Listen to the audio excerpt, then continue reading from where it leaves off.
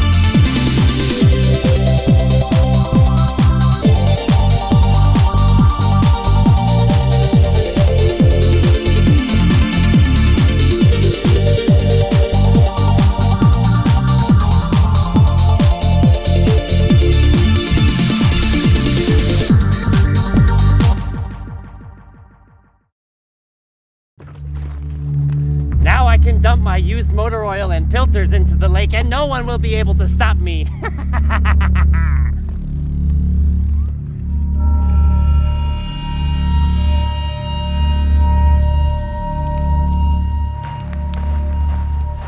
Look! Dastardly Dan is getting ready to dump used motor oil and filters into the lake.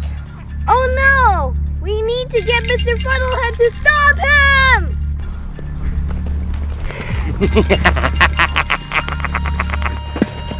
Uh-oh, what have I done?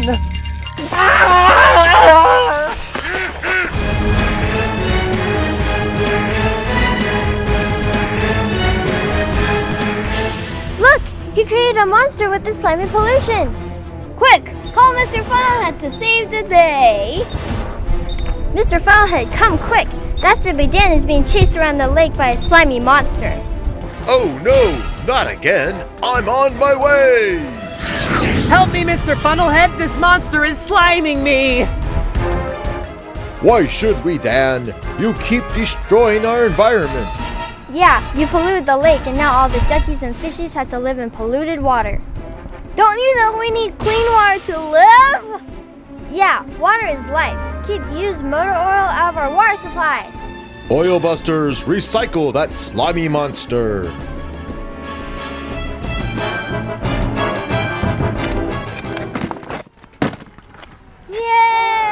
Thanks, Mr. Funnelhead and Oil Busters. I will never pollute again. Take care of our creeks, delta, and the bay. Recycle used motor oil and filters for a cleaner environment. Take your used motor oil and filters to a certified used oil recycling center. Call ahead for hours and amount accepted. If you have curbside used oil and filter recycling, contact your waste management company for more details.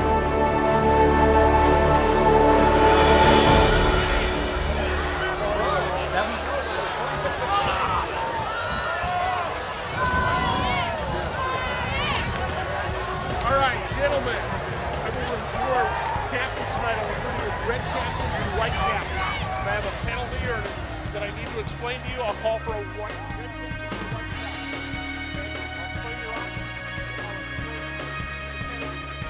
Welcome back to Los Lomas High School. Dan Wall alongside Clay Callum tonight here in Walnut Creek. As you can see, the captains meeting at the center of the field. Let's give you those captains. For the visiting Broncos, wearing all white tonight, Jackson Smith, Mark Schaefer, Jack Fulk, the sophomore quarterback, and Nate Green. And for Los Lomas, Henry Kirigu, Jack Wiskavich, and Shane Stoller. Those are three names we're going to hear a lot tonight, Clay. Absolutely. We're going to hear a lot of names. One thing interesting, though, you got a sophomore captain. You almost never see that on a high school football team because there's obviously maturity levels, but you're looking for your captains to be leaders. A lot of times, seniors won't listen to sophomores. That says a lot about that young man that he's able to be a captain as a sophomore. That's Jack Fulk, who's at 6 foot, 165 pounds, but he's a pretty good young player. He's been throwing the ball pretty well. He's thrown 33 passes, completed 19. That's not too bad. No interceptions, 33 attempts. That's pretty good for a young quarterback at this level. And he started last year in this game. Last year, this game was played at Northgate. It was a wild one. 41-35 was the final score. And just so you all are wondering, what is Clay Callum doing here tonight? Well, let me tell you, high school football is so popular nowadays that we do the Antioch games, too, on the other side of the hill, and they're playing at home tonight. So Tony is over there with a color man that's not me, and I'm here with my old buddy Clay Callum, who 25 years ago this November, him and I did the Big Little game in Antioch, a fantastic Big Little game back with about 8 future pro players. Right. And we've been doing this for 25, and they still keep calling us back, which is just incredible to me. I know. I don't know. I guess they haven't learned from their mistakes. Well, we've got the national anthem coming up. Kimmy Burr is going to sing for us.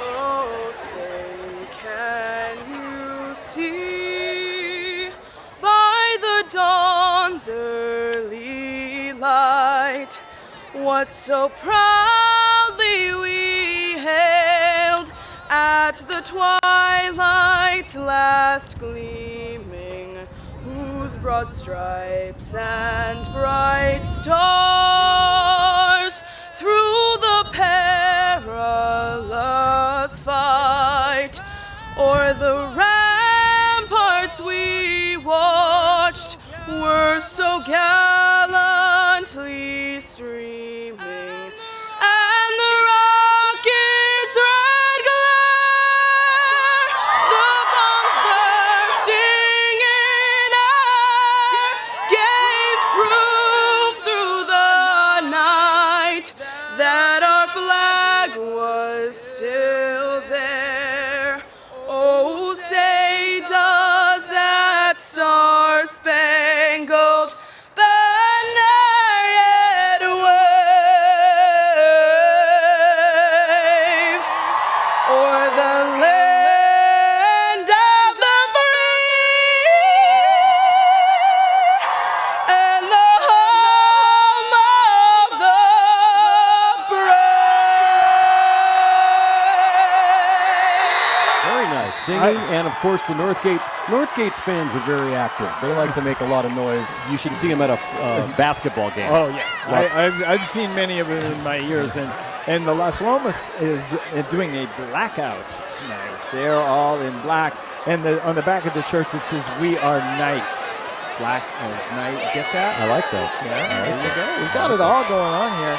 So Northgate will receive the officials for tonight's game quickly. We went down and talked to them. Clay, give them to us. We got referee is Dave Jerkowitz. Umpire is Jeff Maggard. Might be the Dave Maggard. You never know. Head linesman Victor Coronado. My buddy Victor is a basketball official. Does a good job. Dan Wall, by the way, is the basketball official. Look for him at your local high school court. Line judge is Pete Sclaretta, and the back judge, who will be throwing those pass interference calls, is Paul Soppet. Of course, that would assume they throw a couple of passes. So Devin Fisher, we talked to his dad, and Yes. as you noticed, he's the only kicker here tonight. He's the best kicker. That's right. And he kicks, he punts, he does it all. Los Lomas has a history of great kickers. They've had a couple of guys here. When we first started, Richie Spidell, who Steve Sanchez, the late Steve Sanchez, God bless him, called him Spidel Man. And we used to sing Spidel Man.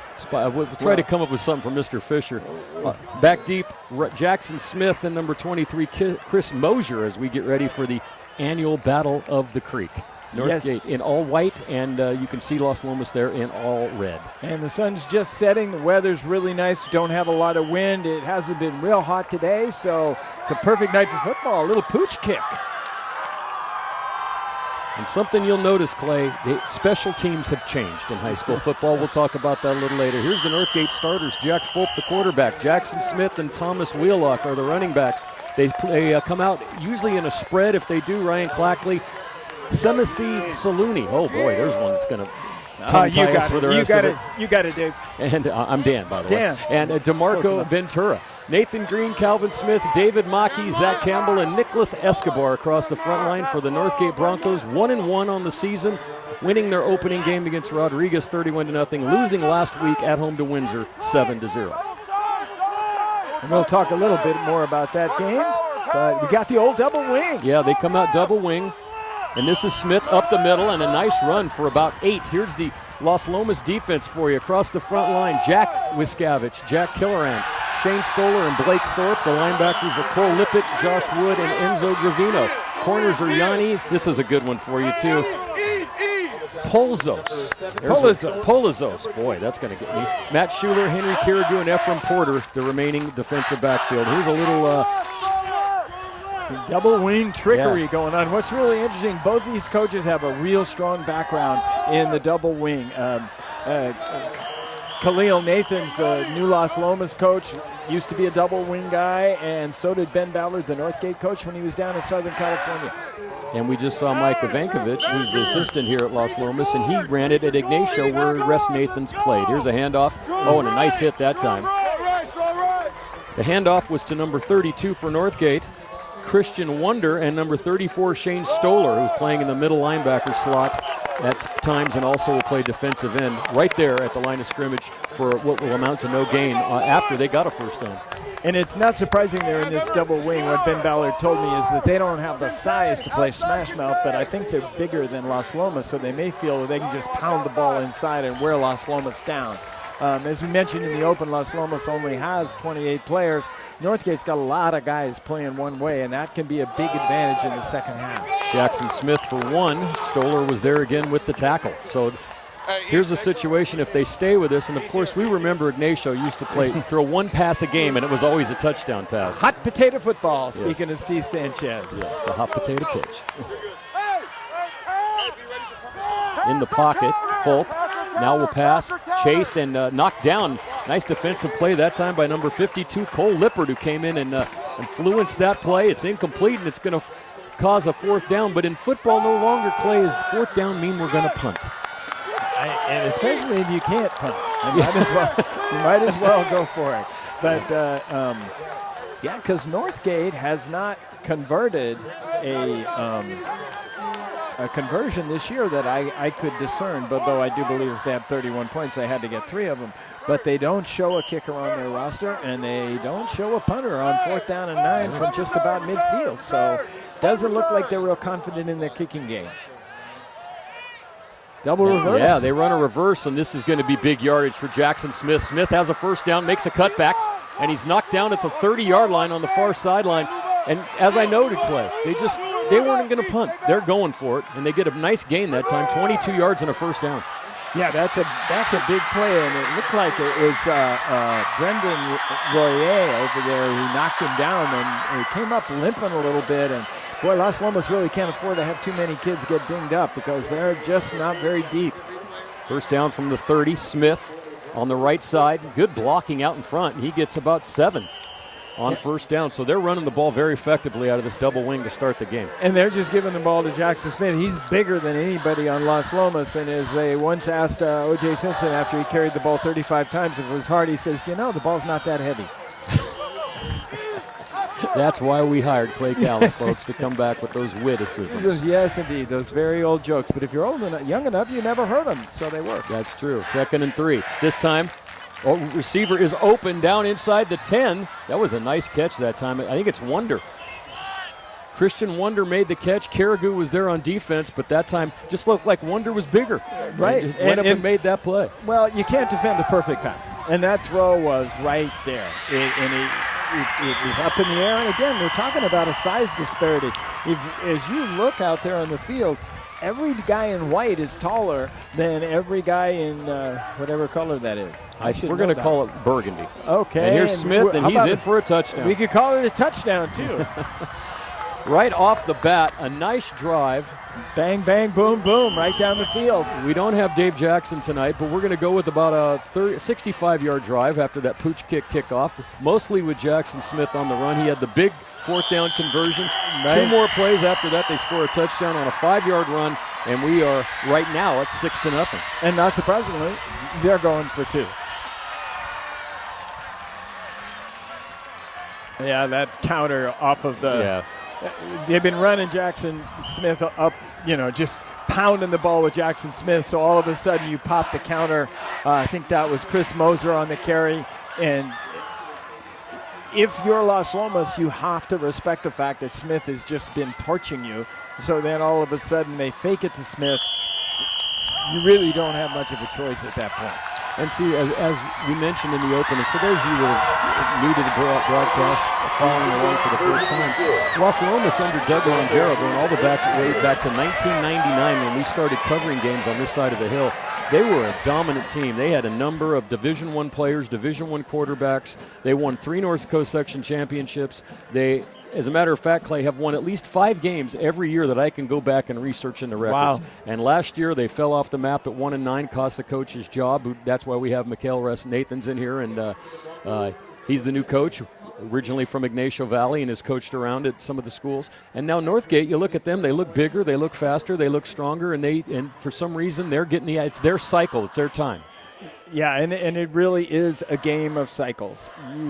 I've been a girls basketball coach in the area for a long, long time. Teams go up, teams go down. You wait long enough and the wheel turns back around again.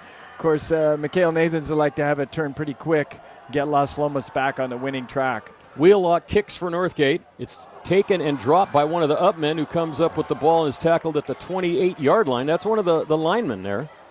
That's number 54, Nick Andrews, and number 17, Aaron Benamu. There's another name for you, Benamu, you can do it, Dan. Hey, I'm trying. You can handle it. 25 years, you got to be good at this. 25 years. It's amazing, isn't it? Yeah, and you're still young and good looking. Wow. It's a good thing I'm not married to you. So here's the quarterback comes out. This is Dylan Graham, and it's not one of the Wood brothers for the first time in a long time, but he is on the roster. Joe Wood is a quarterback. Here's a handoff and nothing doing that time. Let's give you the Las Lomas offense. Dylan Graham comes out as a starter. Matt Schuler and Shane Stoller are in the backfield. Wide receivers Ephraim Porter and Sam Wiscavage. Jack Viscavage is the tight end. Koch, Swinson, Ward, Lippett, and Purdy across the front line for Mikhail Nathans in his first year. Las Lomas 0-2 on the season. Started things out with a loss 12-7 to Doherty Valley. Lost last week to Ignacio 14-7. Here's Graham. He'll throw out in the flat to Porter. And Porter, decent gain that time. It'll give him a little bit better option on 3rd down. There on the tackle was number 9, Sean Garrigan. Yeah. So far you see that this is Las Lomas, which is try to just kind of pick them up as you go, a run, a pass, and never try to be in too much of a problem with 3rd and long. Right, and Dylan Graham did a really nice job. That was a real quick release on that. That even at this level now, more and more, you've got to make decisions quickly if you're going to be an effective quarterback. Here's Graham on 3rd down, throws a short pass. He's got Carrigu. Carrigu has a number of yards, and he's on the run. Carrigu all the way down inside the 40, tackled at the 37-yard line. Number 23, Chris Mosier, whose name we've called a ton already. They're at the tackle, but that was beautiful. They found a seam in the defense, and Carrigu did the rest. And note that how quick the release was. There was no hesitation on the part of the young quarterback. Dylan Graham just got the ball in, got the ball out, and took advantage.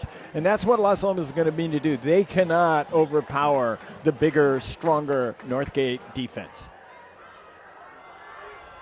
Gain of 30 on that play. First down, Graham sideline, Carrigu. Carrigu again with what we love to call the rack yardage. Running after catch. Polzos. Police. Wait, I have Come to on, write you that. gotta Hold get- on. you gotta I didn't get- write Polisos down. I wrote Pol. You've got to get your Greek Hold on. under control here. I wrote Polzos. That's why I'm saying it wrong. It's Yeah, Polisos. Now I got it. Now yeah, I got he's a good Greek He's guy. a good Greek. Oh, A good Polisos, guy. yes. Yeah, there we go. All I right. took Greek when I was in college, just so you know. it. And a number of other things we can't talk about from the University of Santa Barbara. University, yes, of California. In the 60s, it was fun, what I remember of it. Second down. Graham throws again, and he's 3 for 3, but this time a little short pass. Ooh, that was number 3, Matt Schuler there, and Asi Fafidi, who we haven't discerned yet if he's related to the Pittsburgh Fafidis. You remember Sacco Fafidi played at Right. Pittsburgh, and same name, but we don't know. But when I talked to Saku the last time, he told me, yeah, we're related to everyone from Hawaii, including The Rock and Roman Reigns, one of the current stars in the WWE. They're related to everyone. Well, from there over you go. There you go. 3rd and 1, big play here for Las Lomas. But Graham looks good so far, Clay. 3 for 3 on the short passing and a lot of running after the catch. Here's a handoff to Schuler. Schuler has the first down as he bounces straight ahead. Number 4 was there to make the tackle. Jackson Smith alongside Sean Garrigan. And so both teams moving the ball, which is what we like to see. Absolutely. There's, defense is wonderful. It's a whole lot of fun, but everybody likes highlights. And most highlights are offensive highlights. And there weren't a lot in the Northgate game last week, folks, if you followed that one along 7-0 with lots of field position mistakes made by Northgate. Here's Graham again, throwing underneath. Quick this is release. Schuler. Yeah, I like this. Very nice. Quick release, tempo game. That's the modern game that you alluded to, Dan, is to get the ball, get it out, move down the field. Don't wait. Don't give teams time to adjust. If Las Lomas can continue to out-quick Northgate at the point of attack, then good things are going to happen. If it gets to be a power game, though, then the edge is going to shift to Northgate. Pandelis made the tackle for the Broncos. We have a 2nd and 4 from the 16-yard line. 5:20 to go first quarter. Northgate leads 8-0. Here's a handoff. Once again, this is a new runner. First time we've seen number 39 in the game. That is Enzo Gravino. Now, there's a fine Italian boy for you. And you Enzo can Gravino. you can Yes. do that. Yes. Yeah, Antioch and Pittsburgh. Yes, Nate Green made the tackle for the Broncos. First down, Las Lomas. So far, defense has not been seen. And amazingly, when you consider the highest scoring game other than the Rodriguez game these teams have played was 14-7. Yeah, they're just not. Neither team is really an offensive powerhouse at this point, at least prior to this right, game. But so far, this has been a lot of fun. Graham from the shotgun rolls towards the right, throws, has a receiver, and that was dropped by Carrigu, who would have had around the 10-yard line. Pandelis there in coverage. Clay, let me ask you a question. Do you think sometimes when teams, and now you cover Cal for a number of outlets, and obviously you're a big football fan, sometimes when teams, the quarterbacks, as they get older and stronger, and big, do they outthink their play call by trying to go deeper and try to force it instead of just throwing to the open guy like this? Yeah, exactly. I think, you think, hey, I'm good. I can make this throw. But right now he's just taking what they're giving him, and that's unfortunate that's drop pass because that would have been a 4 or 5 yard gain. And like you said, they just want to chunk away little bits. Post and corner, my favorite pattern, but the receiver stopped. Yep. That was number 22, Ephraim Porter. And the thing is you're throwing to a spot. If you don't go to that spot, you're going to have to try to leap and catch a ball. It's obviously over your head. Right. You do that little in and out move, and it's Paul to post and corner. He was throwing that right for the pylon there in the corner of the end zone, the front corner of the end zone, and Porter misread it or thought the ball was going to go somewhere else. But now it's 3rd and 10. It's going to be interesting. Devin Knight is an actual kicker. It'll be interesting to see if they even think about trying to attempt a field goal. Devin Fisher, sorry, Dev. He is a Knight. Yes, right. He is a Knight. I guess they're all Knights when you think about it. That's right. I saw movement on the line, But no flag. Nothing happened. And now I think they're going to call timeout. Yeah, Los Lomas got a little confused there. They didn't like the defense that Northgate had set up, and so we have our first timeout of the half. 4:39 to go here in the first quarter of play. 8-0. And the funny story here is who really has taken special teams and thrown them out the window is Antioch. Now, a lot of you folks over here, I'm sure you've heard about Antioch and their great player Najee Harris, who is one of the top recruits in the entire country, if not the top recruit in the entire country. So I asked John Lucido, I said, what do you do on special teams? Nothing. We might punt if it's at the 10-yard line or something. They literally go for it on fourth down. They do not kick field goals. They do not kick extra points. So when they actually did kick an extra point in the Lincoln game 2 weeks ago, it was almost like a miracle had happened. And that was just because they were ahead by so much. But it's almost as special teams, except for coverage teams, just don't exist to them. They're going to give the ball to Harris almost every time on 2-point conversions. Their play is Harris, and pick a hole and you run through it. And that is sort of interesting because you do have to spend a lot of time on special teams, and you might not be generating enough of an edge. It's what you want. You want to maximize your practice time on the things that matter most in winning and losing. And scoring touchdowns is better than kicking extra points. That's true. 3rd and 10 from the 13. Another quick release. This is one of that would be pass interference. That is pass interference because I'll tell you what, number 7, Tristan Lay, made a decent play, but he never turned around to face the quarterback that side. And just about any time you do that, you're going to get a pass interference call. I believe we saw one of those in the NFL game last night. And has there been a bad televised football game so far, except for SC in Alabama? Oh, yeah, I couldn't watch that one. But, that's been a great start to the season. So this will be half the distance to the goal line and an automatic first down. So I don't know what they're doing here. They're collecting their flags. Now, in high school, Clay, you might want to explain the fact of the rule does not go to the point of contact. And that's true in both college football and high school football. And the reason I was sort of hesitating there is I wasn't sure exactly what they're doing. It is not an automatic first down, so it brings up third down. So unlike the college rule and unlike the pro rule, it's not an automatic first down. If we were in the NFL, it would be first and goal from the 1. And I've always felt that NFL penalty is too draconian, to use a Greek reference. And especially when it's thrown from 60 yards away and it might not have ever been completed. Exactly. So third down, they're going to go for it for both downs. A little rollout action. And he throws, and he has 3 receivers and threw a beautiful pass that time to number 7, Blake Thorpe. And he flooded that side of the field with 3 receivers. There were 3 defenders, which is usually a no-no on that type of play, but he threaded that one into Thorpe, made a nice leaping catch, and there's a touchdown, and we're at 8-6 here, 4:28 to go first quarter. Gotta love it. One thing they did, they overloaded that side. They had a short receiver, they had a medium receiver, they had a deep receiver, and it looked like Northgate was in a man, which is the best way to cover that kind of thing, but the middle receiver was open, and that was a really nice throw. So here comes Devin Fisher. Kick the extra point. Don't see as much of this as you used to, but you see that's a nice looking kick right there. Devin can kick, so that's something we haven't seen much in the last couple of years here in high school football. There's a penalty flag on the play. Oh, this is not good for Los Lomas.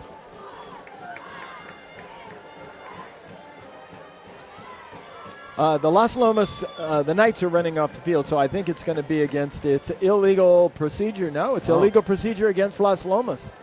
So they're going to have to kick it again from the 8-yard line. It'll be 25-yard extra point. Yes. Now we're getting to NFL distance here. Pretty close. What do you think of that rule?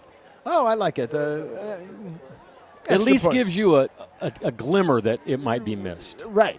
And you never know. Wasn't it Washington State? No, it wasn't. Somebody missed a 28-yard field goal with time running out in one of the college games last weekend, and you thought, it's an automatic win from that close, but it's never automatic. But we're going to find out. Devin Fisher, make your dad look good, Devin.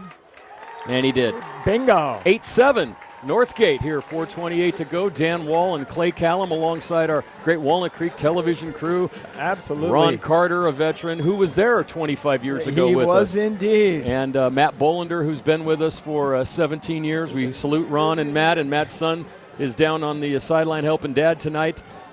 We covered some Clayton Valley soccer games last year that one of Matt's sons played in. So. Oh, well, I wonder if there was any nepotism in making that programming Yeah, I was decision. going to say, how did that game get just on television? happened to be on the schedule. Just amazing that they had those games scheduled against Walnut Creek teams, too. How did that happen? And there you go. And if you see across the way, you can see that the visitor side at Northgate is pretty full. And on our side, It's filled up nicely since the JV game ended. but the student section, which is to our left and your left, as you're looking at on your TV screen, is really full. You can't really tell as much. There aren't quite as many parents, but there's a lot of black-shirted Las Lomas students out here on this beautiful Friday night. So far, fun game. Same lineup for this kickoff. Fisher will kick.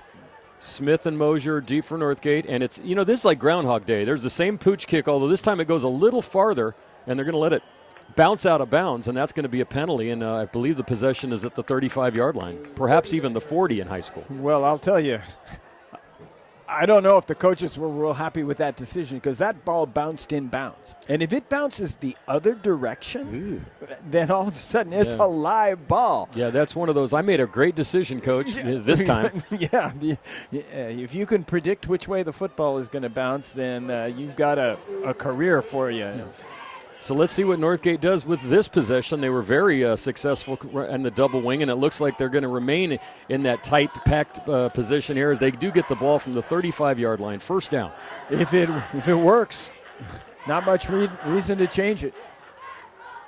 And here's Smith, and Smith has good yardage on first down, 6 yards. A number of Knights there to make the tackle. And Clay, last year we did the Las Lomas Northgate game, and one of the teams had irreadable numbers. Is that a word? Is irreadable it's not readable? Be. It should be a word. If it isn't, it should I like be. to make up words during the broadcast.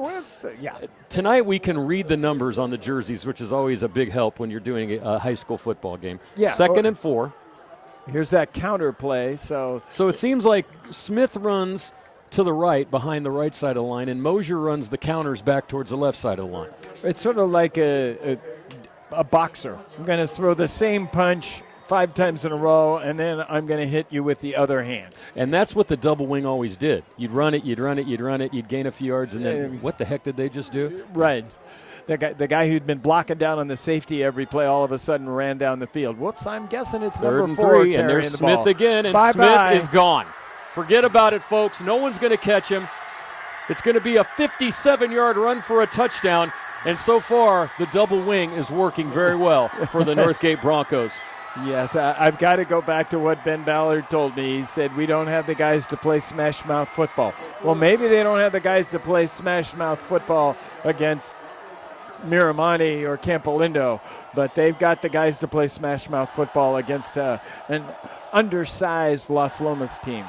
That was just a simple run off the right side, and he's getting that head start. I'll tell you, if you want to compare him to someone at this level, is they stopped the 2-point conversion this time and to make the score 14-7. So they're right where they want to be, 14-7. They'll get the ball back and come in. But that is exactly what happens when Najee Harris gets the ball.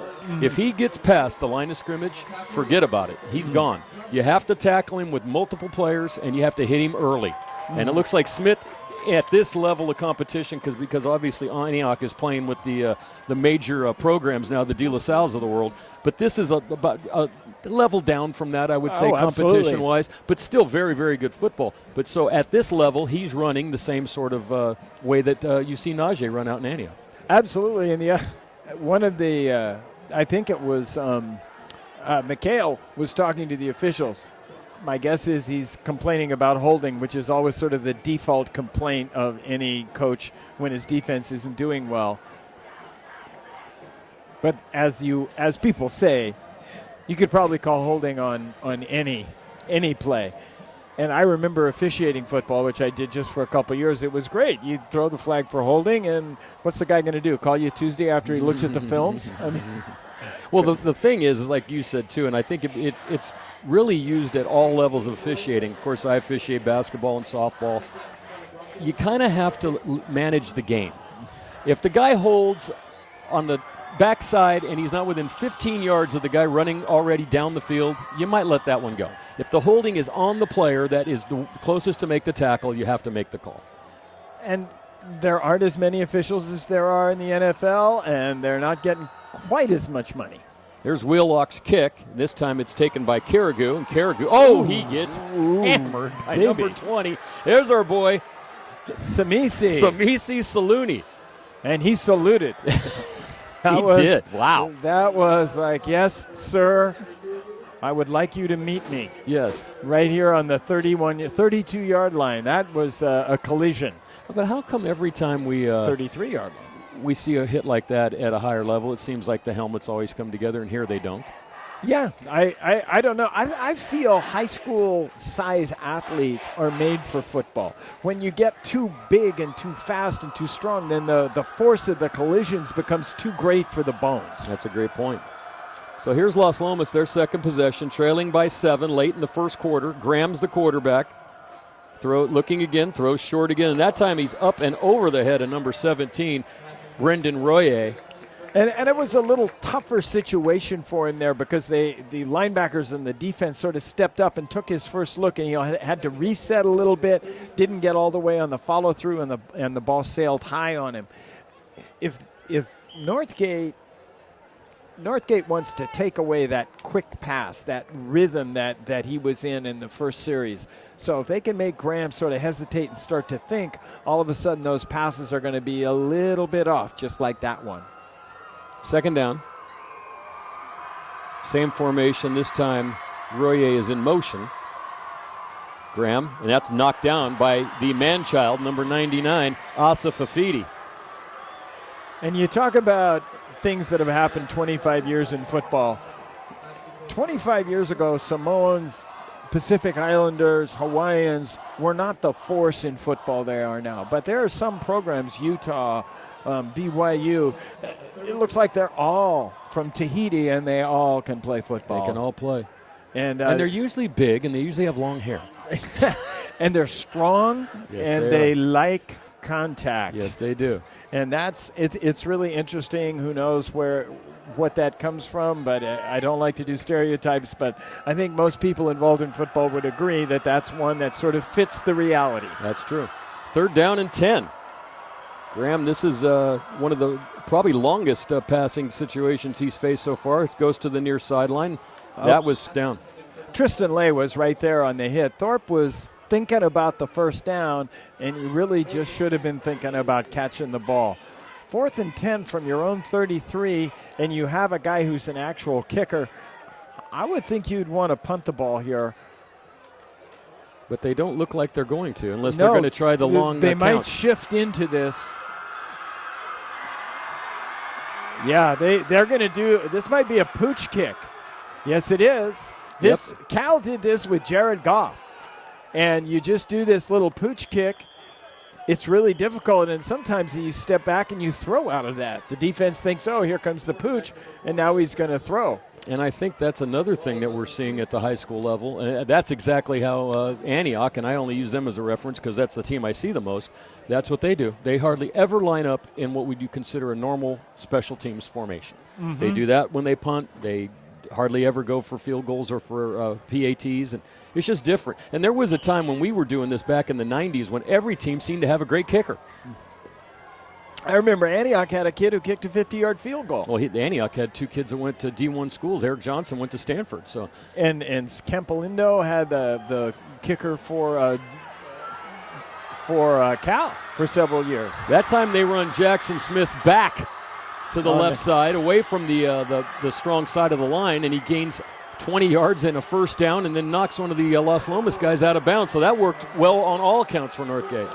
Yeah, this is not a good sign if you are a Las Lomas hometown fan. They are just imposing their will physically on the game. And if you can do that in football, in fact, if you can do that in almost any sport, if you can do that in basketball, you will win. And I see down on the sidelines, Joe Wood is warming up. Wood's a little bigger, a little bit more experience, and maybe, as they mentioned, they'll probably play both quarterbacks. He might see the action in the second quarter. First down from the 33-yard line. That was a pretty play that time as Fulp faked the handoff inside. Pass was received that time by Thomas Wheelock. over the middle, and it's very, very close to a first down. We're going to call it gain of 9 and 2nd and 1. Pass is complete, no complaint, but if there was no need for him to dive for that. If that's the difference between an elite quarterback and a good quarterback, is the elite quarterback puts that in stride, and Wheelock is still running. He would probably have gotten inside the 10 if he had been able to stand up after catching the ball. This is Smith, and Smith has another big gain, another first down. He's down inside the 15, tackled at the 11. Number 32 made that tackle. My buddy Polisos, I got it right that time, and Josh Wood made the tackles. You just look at Smith, he's just bigger than anyone who's trying to tackle him, and that's like Najee Harris at Antioch. Well, and he's getting into the defensive pass linebackers where defensive backs are making the tackles, and he's just a load so far. That's almost same play that time. Yep, and this another time's a touchdown. Yep. And as you said, that was a much better thrown pass that time to Wheelock. They faked the inside dive. Quickly, one step back, turned through, and Wheelock was in the end zone for the touchdown. And it's 20-7 in the first quarter, which means Northgate, now get ready for this, folks, who've scored 31 points, are on an average for 80 tonight. Hey, 80-28. Yeah. Who could ask for more? There's some confusion on the field. The officials are talking something over. David Jerkowitz is sorting all of this out. Oh, they're moving the ball to the sideline because they're going to go for 2. You can pick your spot where you want the ball in between the hash marks. So they're not moving the ball to the sideline. They're moving it to the left hash mark. And there's spread. It looks like you could throw to the right pretty easily on this. This is the spread formation. They throw a little screen pass to Wheelock. Wheelock makes a cut inside and bangs into the end zone for the 2-point conversion. 22-7, 1:50 to go in the first quarter. Dan, you are never one to hesitate to point out when I'm wrong. Well, let me say, you had to have been wrong. At this time, I said they were going to pass to the right. And they pass to the right. You're doing great tonight. I think you need another 5-year break after this. I've been saving it up for 5 years, and no, that was. It's going to be pretty tough for Las Lomas. And one other thing that's sort of happening to them is they're moving quick and they're throwing the ball and they have these incompletions and they stop the clock. Northgate's advantage is every time they run a play, they're just grinding Las Lomas down. And the smaller players at Las Lomas, it's not even the second quarter, and they look like they're getting a little beat up.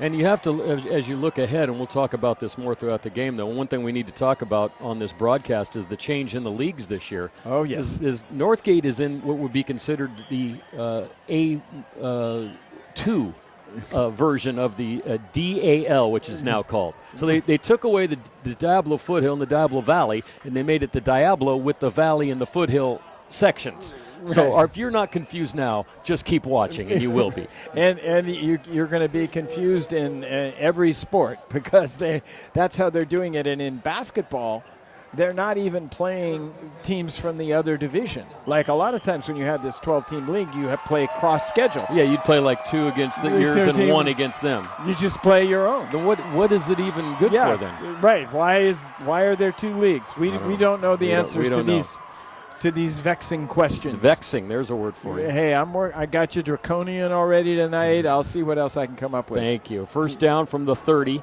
Northgate encroached. There's a word for you. Good. We like encroachment. Yeah, that's nice. And I guess when, it's kind of funny. What determines whether you throw it or not? Because the times before you've seen guys cross the line and get back.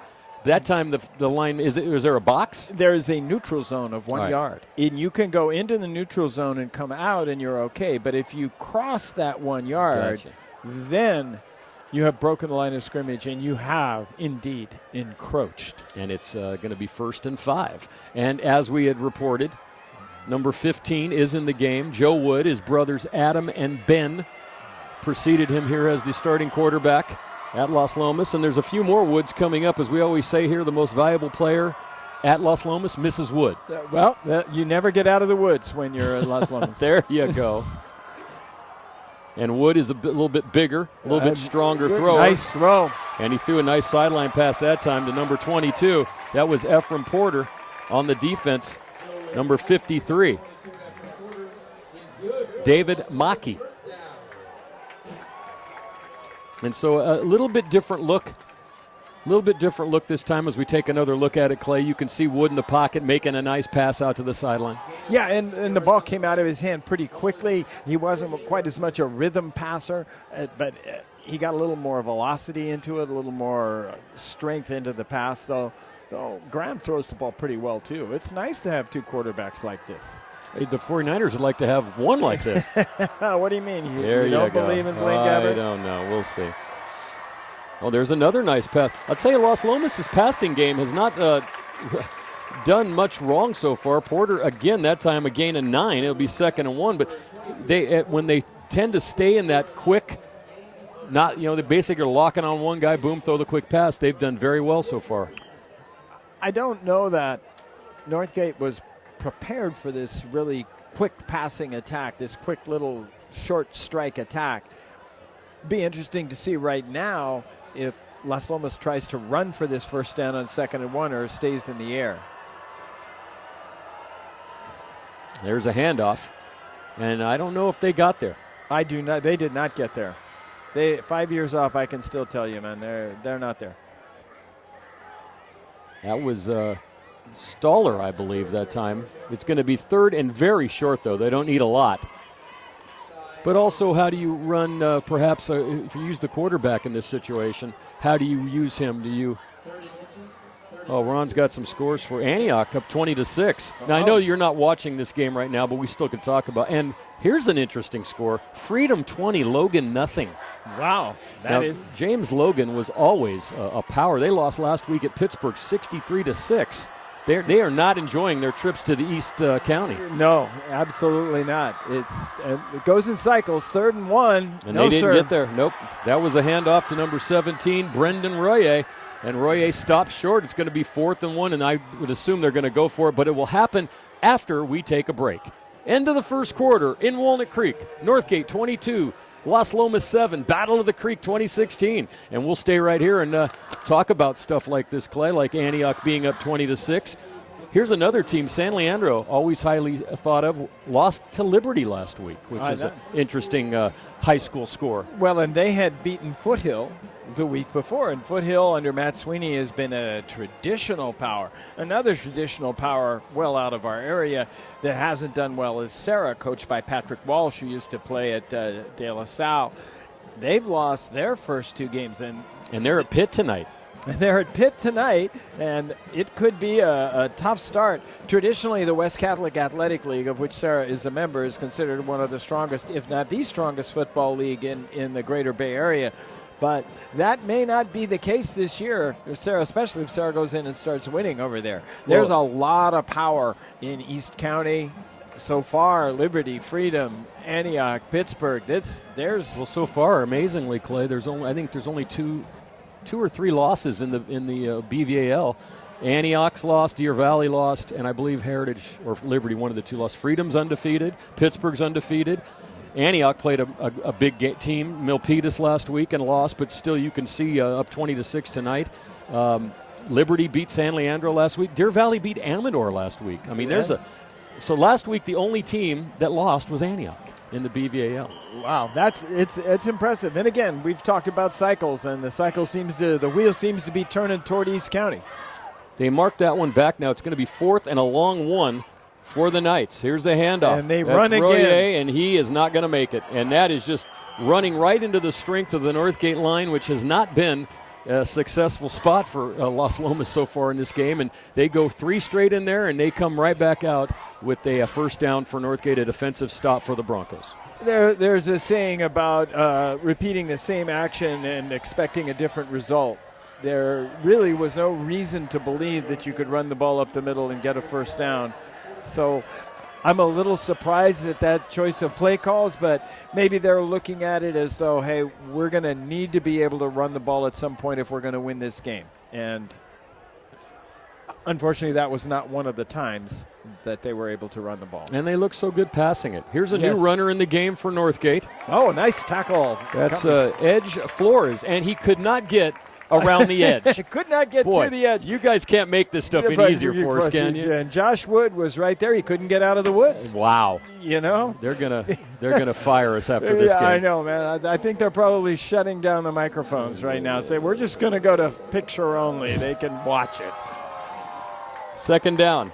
Fulp in the shotgun. Handoff to Flores again, and this time he's tackled by 2 Los Lomas players. The lead player was number 39, Enzo Gravino. And it'll be 3rd and 9, but I doubt if Northgate will punt the ball away at this spot, and we'll be back right where we were. Well, 11 minutes left here in the second quarter. Well, especially given the lead that they have, and they're also doing a pretty good job, really, of stopping Los Lomas. Los Lomas cannot run the ball, so it'll be interesting to see what kind of adjustments are going to be made.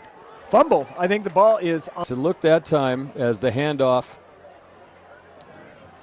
was to Flores again, and it never got to him. And so we had a fumble recovery, 4th and 8 for Northgate at their own 47. We'll call it the 48-yard line. And they're going to go for it.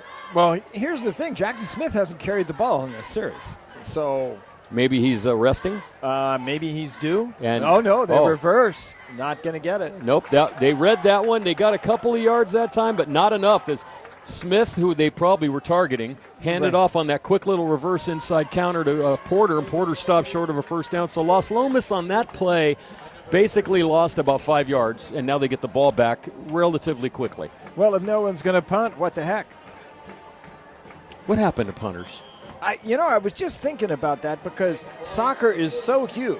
In this area, too. That there are many guys who can punt. Of course, all the good soccer players are probably playing club soccer, and they don't. I mean, why not just have them come out on Friday night and punt? They don't need to come to practice. I mean, just what the punt heck? and go home. Yeah, really. Just take a snap. If we need you. Yeah. Wood is the quarterback for his second series. And he throws a quick screen pass out that time to Schuler. Schuler is off his hands. It was also a penalty flag on the play. That was a block below the waist, and that'll be a big one. This is going to test the we're not going to punt mentality because it's going to be 1st and 25. And I believe that Northgate, it's hard to tell without really looking at the film and knowing a lot more about football than I really do, whether or not Northgate is really starting to close up because the ball has not gone downfield yet for Las Lomas, and their longest gain on the season is 23 yards. I think they beat that on that one Kirigu pass, but remember, that pass was only thrown 3 yards down the field. He made the rest of that happen. They haven't thrown the ball, other than the touchdown pass, which was from about 10 yards out. They have not thrown the ball down the field at all. It's all short passes and then hoping that they miss that first tackle and the runner makes some after the catch yardage. So it's going to be a challenge here for Las Lomas to figure out how are we going to get 25 yards if we're unable to run the ball, and so far the ball is not traveling more than 10 yards from the line of scrimmage after it leaves the quarterback's hands. 1st and 25 from the Knights' 32-yard line. And the option here is just to get some yards. And now we have a delay of game, I would guess. Yes.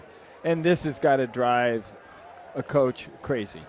And as we talked about, Coach Mikhail Ress-Nathans, a graduate of Ignacio Valley, 2001, went to Sac State, has been coaching around here at Acalanes and Ignacio before getting the head coaching job here. And he brought one of his old coaches, Micah Vankovich, an old buddy of our program who we talked to before the game. He was the head coach at Ignacio and Acalanes, and guess who his assistant was? Mr. Ress-Nathans. So it kind of makes a little bit of sense that they're still coaching together, but that is the student actually hiring his teacher. This is Wood getting out of the pocket. He's going to run. And that was Jackson Smith right there to take him down after a short gain of about 2 yards. Well, actually, he didn't take him down. Discretion proved to be the better part of valor on that one because Jackson Smith was zeroing in for the kill on that.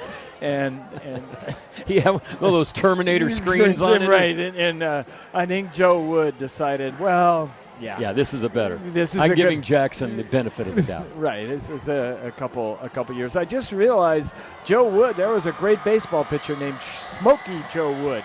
So when he throws the ball really hard, I'm just going to call him Smokey Joe Wood. He's in the Hall of Fame, by the way. There you go. Won 34 games one year. I was not going to. Oh. That's a great catch. Wow, an interception. Is a great Unbelievable. catch. Sean Garrigan. That was a ball that was just being thrown away by Wood. And Garrigan went over, leaped high, and brought both feet down inbounds. And that's where Northgate will take over, folks. The ball is at the 33-yard line. And so far, Northgate is really, other than that first drive of Los Lomas, dominating the field position and the tempo of this game. Yeah, and Matt, I'm pretty sure we've got a nice little shot of that one from our sideline camera. And if you think about it, it looks like Wood is throwing the ball, that perfect little practice sideline toe dance, except Garrigan is on the other team. Wood had really no chance on that. There was just way too much pressure, and he did the right thing. He just needed to throw the ball about 2 inches further, and it would have been a nice little incompletion.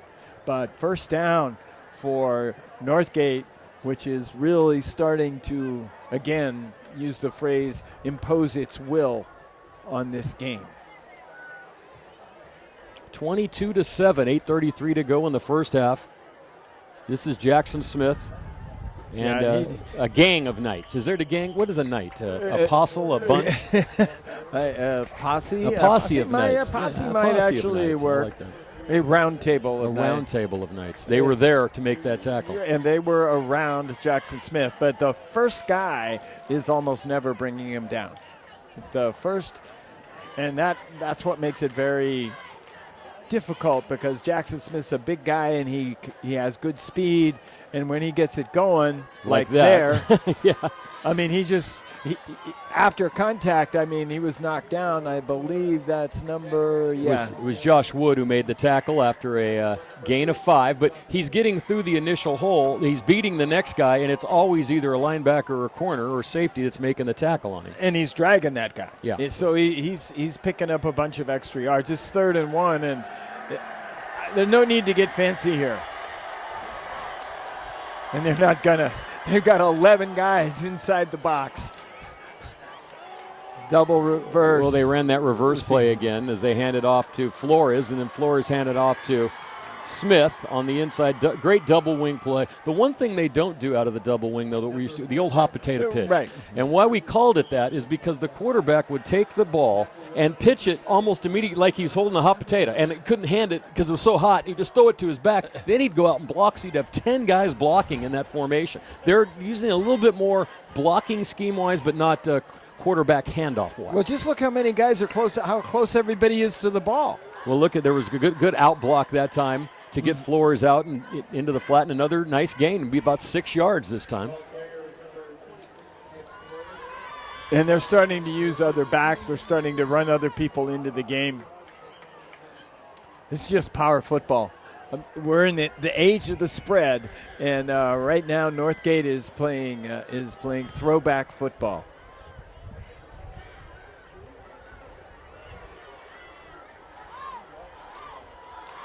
Fakes the handoff. One of the first pass attempts of the night. Both times Fulp has tried to pass, though Los Lomas has brought the heat. And that time looked like number 7, the tight end on offense, Blake Thorpe, hit him, and that ball was almost intercepted. So twice now tried to pass, and they've had bodies on Fulp. Well, 3 guys were wide open. Brian Morehouse, number 88, was like, he was completely all alone. He was like, he would have went to the house. He was like looking for someone to help him at Home Depot. He was that alone. That one didn't work as well as some of the other plays. Runners were confused. People ran into each other, and Flores still gained 2 yards, but it's going to bring up another 4th down, and of course Northgate will go for it here as they are inside the 20-yard line at the 18. 6 minutes to go in the first half. Plenty of offense on I need to repeat, a beautiful night here in Walnut Creek, the Battle of the Creek, and just a wonderful Friday night high school football experience. I think they stopped him. That was a handoff to Yes, they did Moser. stop him. They And, did stop yeah, him. They So- made the tackle. So I keep saying, oh, they're dominating the game. Well, hey, they're only ahead 22-7, and Los Lomas has stopped them here and can get something going offensively. They need to keep the ball. And in this game of rotating quarterbacks, Dylan Graham is back in the game. And that might be a good move here because they have been moving the ball with Graham. Wood looks more like a traditional pocket passer, needs a little bit of time to look over the field. And it's similar to his brothers, who are bigger guys, whereas Graham is a guy that gets the ball out quickly, and that seems to be what they need to do right now. There was movement on the line. They hand off, and their running game has went nowhere tonight. Yeah, they've got some issues. One other reason to play Graham, this is your coach's first year. He's not going to say it to the kids. He's not going to say it to anybody else. But realistically speaking, you're looking at 2 or 3 years down the road. You want to establish a program. And the guy who's going to establish your program is your sophomore quarterback. Because when he's a senior, you have to believe we're going to be a lot further down the path. Every play he runs here makes him better 2 years from now. Exactly. So that was Stoller, and he lost a couple on that play. 2nd and 12.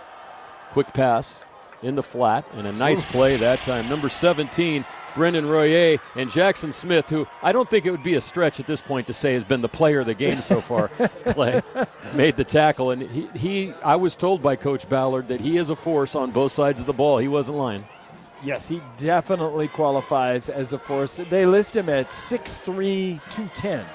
Now, all programs are lies, so he's, he's 6'1", 180. It doesn't matter. He's still a lot bigger, faster, and he looks to be, and I say that in the most positive way possible, meaner than the other team. Yes. Short gain on that one. It's 3rd and 10. Graham throws. Porter has it, but not enough for a first down. That pass just out to the 18-yard line.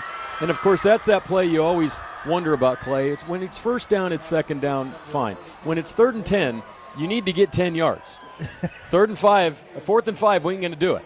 You would think that would work. I've watched Cal football for a long time, and when it's 3rd and 6 for the other team, their cornerbacks play 8 yards off so the guy can get 6 yards. Well, you were telling me about their defensive backs. So. Oh, yes. So now this is where you need to punt the ball.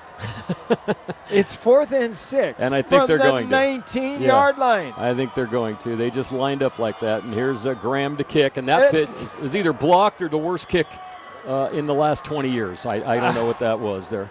Dan, I think they may have been watching films of you from back in the day. Park Junior High.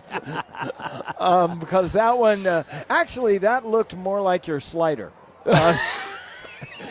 Had good rotation. Antioch High School. Good well, actually, spin my rate. slider would have landed over that left field fence is what you would have seen on the baseball field.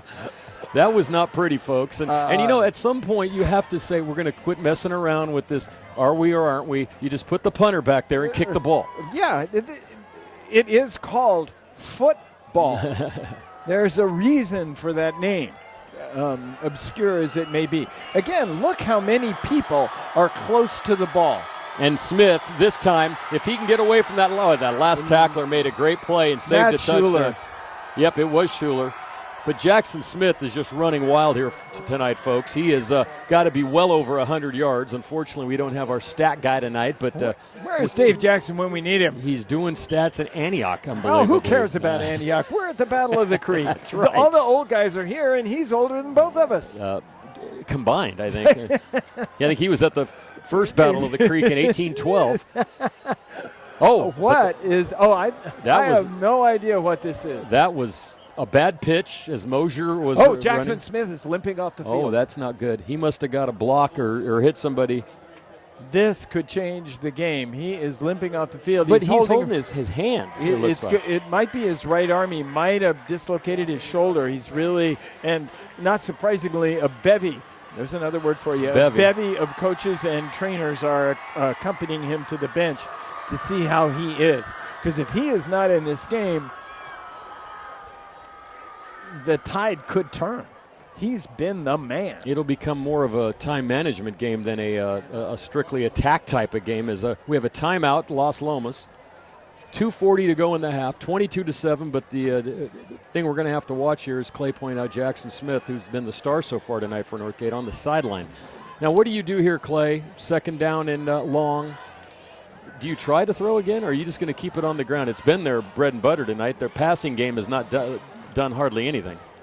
Problem is, if you don't have Jackson Smith, you're looking at it, you have 3 plays to gain 12 yards, and the closer you get to the goal line, the more compressed the defense is. However, that tight formation is allowing Northgate to mass its troops, if you will, and use its mass, its larger size, and just pound Las Lomas. I would run the ball 3 times. What the heck? We've been running all night, and our linemen are open in holes. We don't have the big boy. Maybe he's back. And I would also say if you're going to, we actually number 1. That's number 1. That is not number 4. He's going spread. It's actually Flores in. They're going spread. Number 1 down this side is DeMarco Ventura, who's having a good year, but we haven't heard from him tonight. Well, he's one-on-one out there. Well, let's see what happens here. 2nd and 12. They're going to throw. Fulp throws a swing pass, almost like a wheel route out to Ventura, but no one there. Or I should say the ball wasn't delivered well on that time. So you can see their passing game is just not in sync at all. Their offense really struggled last week. They had penalties. They had bad field position things. But when you don't score, even against a good team, that's generally a sign that at least part of your offense isn't clicking. And you would have to think that the passing game has yet to really snap into focus. And this time they run, and there's Flores, makes a move, makes another cut. He's into the end zone, touchdown. A 13-yard run by Edge Flores, as he made a lot of that happen himself. And it's a touchdown, 28-7. Northgate with 2:29 to go here in the first half. One of the things in the spread, as Chip Kelly will say for the 49ers, is that you can really run the ball out of the spread because you create a lot of angles for your blocks. You create space, and that's what happened on that play. And I think, again, Las Lomas wasn't really used to it. All of a sudden, hey, here's the spread, and they just couldn't quite react quickly enough. And here's an actual extra point. Wow, they went for it that time. Wheelock's kick is up and good. And that looked pretty good. I don't know why they haven't been kicking better. So Wheelock has a PAT as a player, a 2-pointer, and as a kicker. So he had the kick is good, 29-7. Let's talk a little about Northgate's coaching staff. Ben Ballard in his 3rd year, you mentioned, out of Southern California, coached down there near San Bernardino, came up here 3 years ago, replaced Justin Lowell. Les Garaventa, a name you might remember from Clayton Valley. Also Monty Consani has coached at Clayton Valley. Jack Enright, Mike Escobar, Mike Formosa, and Zach Torrey for the Broncos. We mentioned are 1-1. Last year they were 6-5, Clay. They lost to Maria Carrillo 41-21 in the playoffs, and I have a feeling that just by watching this game, they will be in the playoffs again. The Las Lomas coaching staff: Michaela Ress Nathans, as we mentioned, Brenser Van Brunt, Aaron Akhtari, David Munger, Rob Bunting, he's a longtime Las Lomas coach, Micah Vankovich, and Aaron Edwards for the Knights, who last year, unfortunately, were 1-9 and have yet to turn that around, starting 0-2 and down 29-7 here in the first half. Yeah, it could be a relatively long season. On the other hand, yes, there is no other hand because they're in the same league with Campolindo, Acalanes, Miramani, and other assorted powers. Clayton Valley and Concord. Yeah, that's a tough football division. That is a murderer's row. And if Northgate needs to work on anything after this first half, it would be pass game and kicking the ball out of bounds. Yes, indeed. You really cannot afford to give other teams the ball at the 35-yard line on a consistent basis. In the NFL, every point comes with 14 yards. I said that backwards. Every 14 yards you gain, you essentially get a point. So if you can have a team start on the 20 instead of the 35, that's +1 for you guys. And it would seem you could find some soccer player who could kick off. pass was intended for Jack Wiscovich, one of the stronger players. I was still trying to digest that wisdom of the point in 14, and I'm not that smart, so I'm every 14, back to announcing. Every 14 yards you gain, you figure you should have a point. So if you get a 15-yard penalty, essentially it costs you a point. I gotcha. So far, it hasn't hurt Northgate tonight. Graham is back in at quarterback. He threw that last pass. He's in the shotgun as he's been virtually the entire night. Jackson Smith has not returned to the game. Here's Dillon to throw across the middle. It's caught.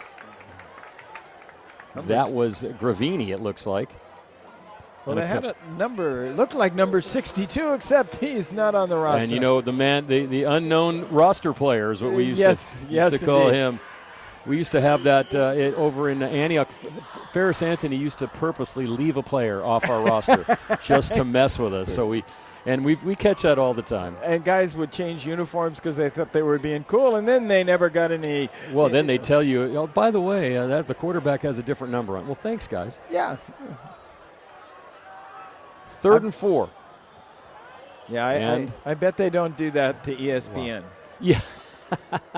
I try to explain that to people when I do this. I go, I'm not it. We know we're not dealing with college sports information directors who have triple, depth charts and all this stuff and tell you every town guys come from and everything they've done. But it would help just to have the numbers and the guy's name right. That would help. And sometimes we don't even get that. But we do the best we can. 1:44 to go here in the first half. 29-7 Northgate. Dan Wall and Clay Callum on Walnut Creek Television. Also on YouTube. My friends around the country, every once in a while when I go back to Minnesota for a rock festival, I have 1 or 2 guys who go, one night I was really bored and had nothing to do and I watched you on YouTube. You would have to be really bored, Dan. I mean, that's what I said. I mean, we're talking boredom beyond, it would be like, hey, you'd seen that House Hunters episode 14 times, But I really like the girl hunting for the house. Exactly. She was really cute, but she had $40,000 to buy a house in Atlanta. Yeah, there you go. So after the timeout, 3rd and 4, and something just positive right now for Los Lomas. They do get the ball to start the second half. Graham goes to the sideline, has a receiver. That's Wiscavage. And boy, I think he got did. The first down. That's a great play by that young wide receiver. He made that play. The tackle was by Mark Schaefer. First down, Los Lomas. The clock will stop with 1:36 to go, and I believe they've burned all their timeouts. They have. Northgate has all 3 of their timeouts left. Los Lomas has none. So they're going to have to do this using the sideline and getting back to the line of scrimmage quickly.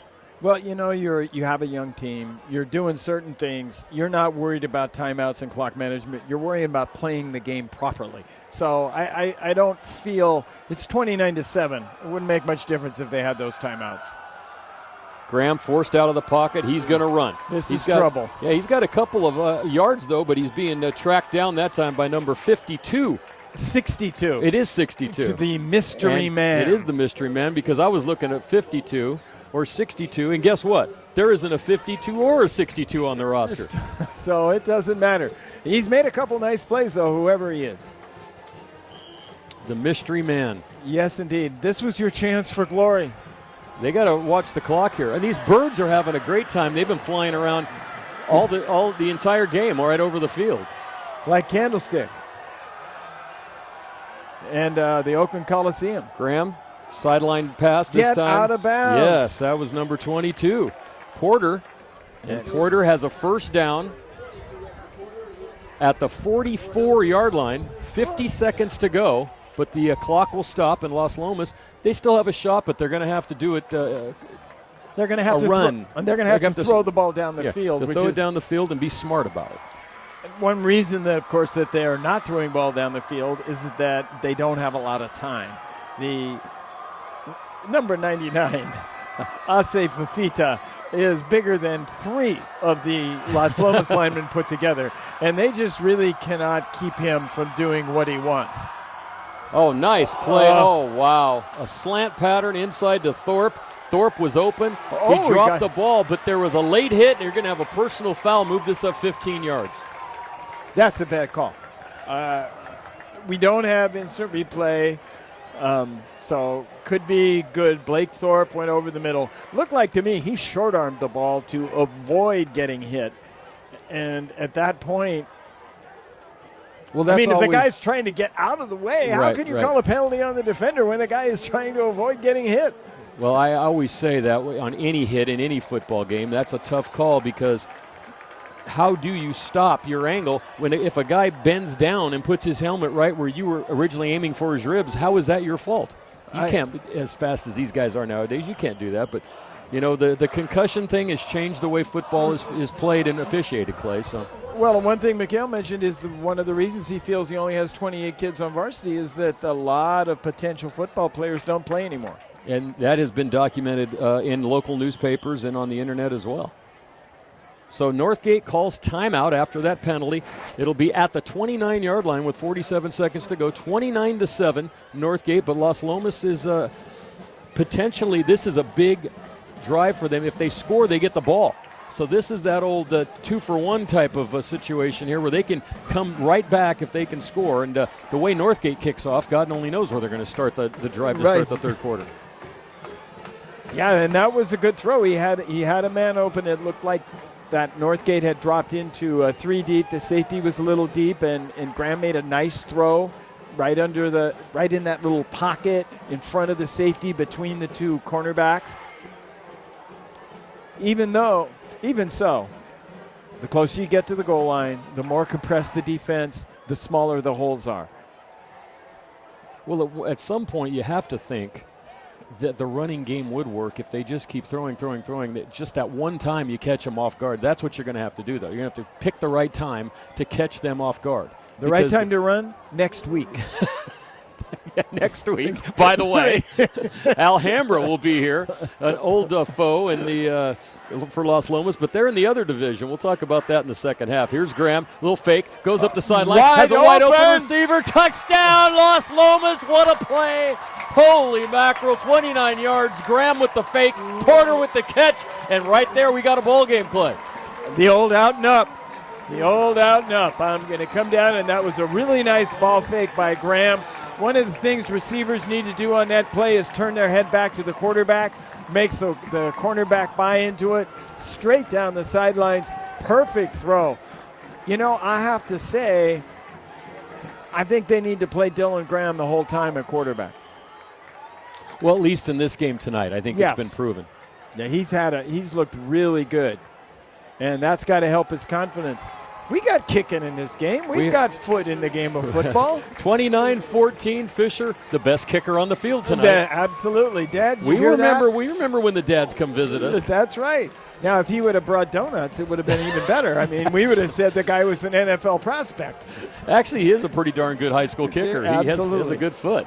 So Fisher, the extra point, 29-14. We've got a game going, and as you had mentioned, Graham really has he's played a really nice game so far. But it seems like they kind of go in and out. They have a good drive, and then they kind of lose it, and then they have a good drive, and then they come back, and it's whereas Northgate is stuck pretty much to Jackson Smith, and there you go. Now we'll have to see if he's hurt and can play. He did not play on that series. Well, you know, the thing, too, is that with the 29-7 lead, they probably figured, let's not risk him on. But he's standing on the sideline without his helmet on, and he's holding that hand. So he might have a wrist injury or some sort of hand injury that might take him out of the rest of this game. And that would really be unfortunate for Northgate. It would be, hopefully it is a minor injury, if indeed it keeps him out of this game and it doesn't impact it down the road. But Northgate needs Jackson Smith to be the football team they're capable of being. DeMarco Ventura replaces him as one of the deep backs alongside Chris Mosier. Fisher will kick. What about an onside kick here, Clay? Is it stupid? Yes. Okay. Just checking. In a word. But well, that might not be an onside kick, but it's not much more. Number 32 for Northgate. That's a Christian Wonder. And Christian was probably wondering what that kick was all about. He was. These are good names tonight, Clay. We like this. Edge Flores, Christian Wonder. We got it all. Out of the woods. I mean, you know, I'm keeping it. Because we need as much help as we can get. I'm coming back to that one. That one ain't going away. So now, having been successful running the ball, do you take any sort of chance here, or do you just go in 29-14? No, I want to throw the ball here. I would like to. We're ahead 29-14. Let's see if we can throw the ball. And they go spread. See if we can make something happen downfield. Northgate fans into it. Fulp to throw. That's a little little under pattern. Yeah, it came back across. That's number 20 for the first time on offense. Misi Saluni. And he's a big boy too. 2nd and 4. The clock is running, but they have 2 timeouts. I'm surprised they'll probably use one after this play. I would think so. But clock management is not always, even in the NFL. Saluni again. He had the first down and he ducked back. They're going to give him the first down. That's going to stop the clock. So they need to get up to the line. Actually, they called timeout. Oh, I was going to say they might as well use their timeout. Well, no, they actually stopped the clock to move the chains. I said that. And now the clock is running. I'm shocked that they're not using a timeout here. That is a mistake. And now they use it so they let 6 seconds run off the clock. 9 seconds run off the clock. Sports Illustrated had a big article on clock management. There was an old coach named Homer Smith who literally wrote the book on clock management. And it's amazing. They documented all the times that NFL coaches, and okay, you're paid millions of dollars. Fine, I'm the head coach. I'm only paying you $500,000. Tell me when to call timeout. That's your entire job, is to manage the clock in the last 2 minutes. Why don't they do that? I don't know. They could pay me $500,000. I would gladly manage the clock. I'd be pretty good at it, too. I would make I wouldn't want to say that. I used to think I would make no mistakes. Well, we don't make any on the couch. Absolutely. When we're sitting there watching a game, you're always screaming, call timeout. And unfortunately, when we make mistakes here, there are 4 or 5 people who actually watch, so they can catch us out. Hi, Dad. My wife won't watch, though. Well, after the week you told me she probably won't watch That's TV right. with you for a week. First week of school, that's always tough. Always tough. She teaches 5th grade.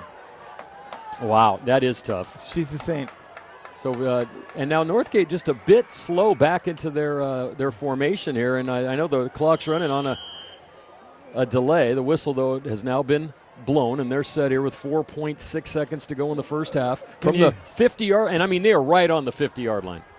And that's Fulp. Throws a pass that was almost hook and ladder. Yep, little flea flicker, hook and ladder. Hook and ladder. And it's gonna work. Oh my goodness, it does. Touchdown Northgate. Unbelievable. 50 yards on a hook and ladder pass back to Flores. Unbelievable. How in the world did that happen? And now we have a celebration flag and great. Who cares? Craziness. Everything else going on. You can imagine. Unbelievable that one worked in that situation. You have to think that was about the only play that you'd really be looking for in a situation like that. Well, especially since they hadn't thrown the ball down the field. They haven't really had time to throw. They're going to kick it again. It's Wheelock kicking, I believe. And there it is. And that one was no good. That explains why they go for 2. But that was if I'm a Northgate fan, I'm ecstatic because that is a very difficult play to execute. And you generally don't spend a lot of time practicing it. The pass was good and the pitch was good. If you notice what happened on that play, he actually was diving to pitch the ball, and the pitch was perfect. He caught it completely in stride. Flores never had to break stride. He burst by one guy, cut back against the grain, and they just couldn't catch up to him. That's the same thing actually that happened on the touchdown. I think they were so used to trying to keep up with Jackson Smith, who was a power guy, that when they saw somebody with moves. Yeah, and he made a number of moves to get into the end zone. We're going to take a break here at halftime. The score at the Battle of the Creek 2016 is Northgate 35 and Los Lomas 14. We'll be back with all the second half action after this break.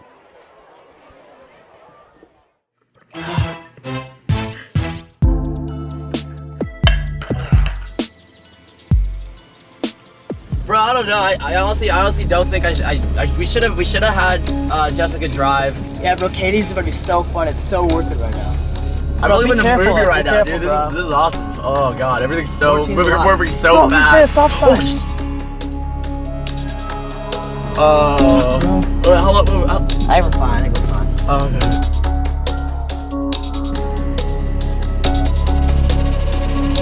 Turn your bat up. Oh my god.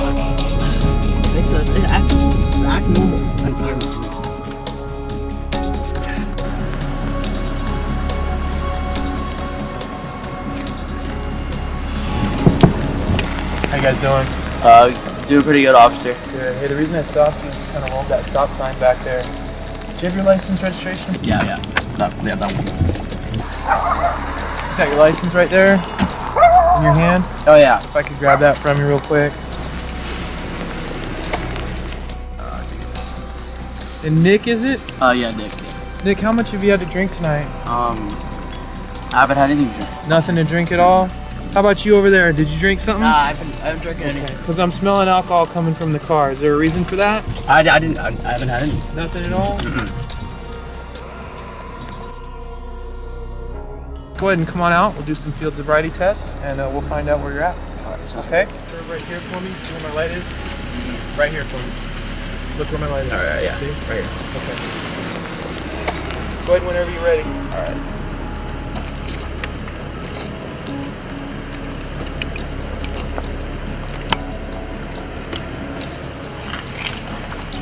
Deep breath in, blow. Keep going, keep going, keep going. That's the thing, is you have to kind of recognize what it is you're drinking when you're drinking and maybe call for a designated driver or a taxi, right? Oh, yeah. All right.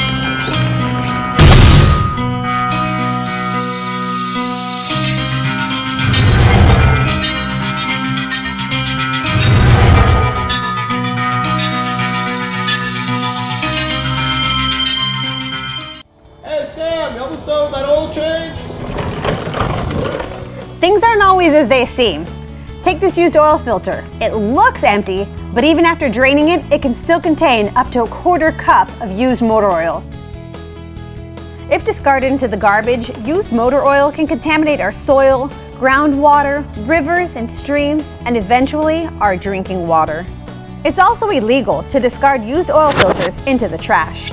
Take care of our environment and recycle your used motor oil and filter at a certified used oil collection center. Call ahead for hours and amount accepted. Or if you have curbside used oil and filter recycling, place the filter in a sealed plastic Ziploc bag and leave it on the curb with your other recyclables. Call your waste management company for more details or go to funnelhead.com. Take care of our environment today and recycle your used oil and filters for a cleaner tomorrow. Dan Wall and Clay Callum back at Los Lomas High School, the second half of the Battle of the Creek here in 2016, and the halftime scores, the Northgate Broncos 35, the Los Lomas Knights 14. And Clay, it looked like Los Lomas had gotten back into the game with a late touchdown pass, and then chaos ensued. It's just one of those things that if you're a coach, you just want to go into the locker room, bang your head against the lockers for 5 or 10 minutes, wipe away the blood, and then try to recover enough to not just go completely berserk. And I have coached with coaches who have gone completely berserk at halftime, kicking things, throwing things. And that would be a time. But this is the Battle of the Creek, and I do want to talk a little bit about that. I had a conversation with one of the players on one of the teams. I will not reveal the name, but basically said, we really don't like those people from that other school. And this is a little different than the Acalanes Campo rivalry or San Ramon Monte Vista, because these two schools are in different districts, and the kids go to different junior highs. It's sort of like Antioch, Pittsburgh. They're really separate, even though they're in the same city. But he had a great Antioch and Pittsburgh are the same city? No. But these are these in two are the same city. I've been living out there for a while. Yeah, I know. He might have worked that way. But he had an interesting quote. He said, speaking of the other school, said, I respect some of the people. The rest of them I just want to hit in the mouth. So spoken like a true kid. Yeah, there teenager. we go. A teenage football player. I think the testosterone was running a little high, but nonetheless, that is the attitude. So I expect Las Lomas is going to come out here. First couple series, we'll see how they go. Again, the physical size of Northgate is a serious issue, and we still have not seen whether Jackson Smith is going to be able to play in the second half. He left the field, it appeared, holding his right arm, his right wrist, might have been his right shoulder. And I don't even see him on the sideline, Clay, so I haven't picked him up yet. Now, that doesn't mean he's not out there hiding somewhere, but he is 6'3", so he'd have to work at it to hide. Or it says he's 6'3".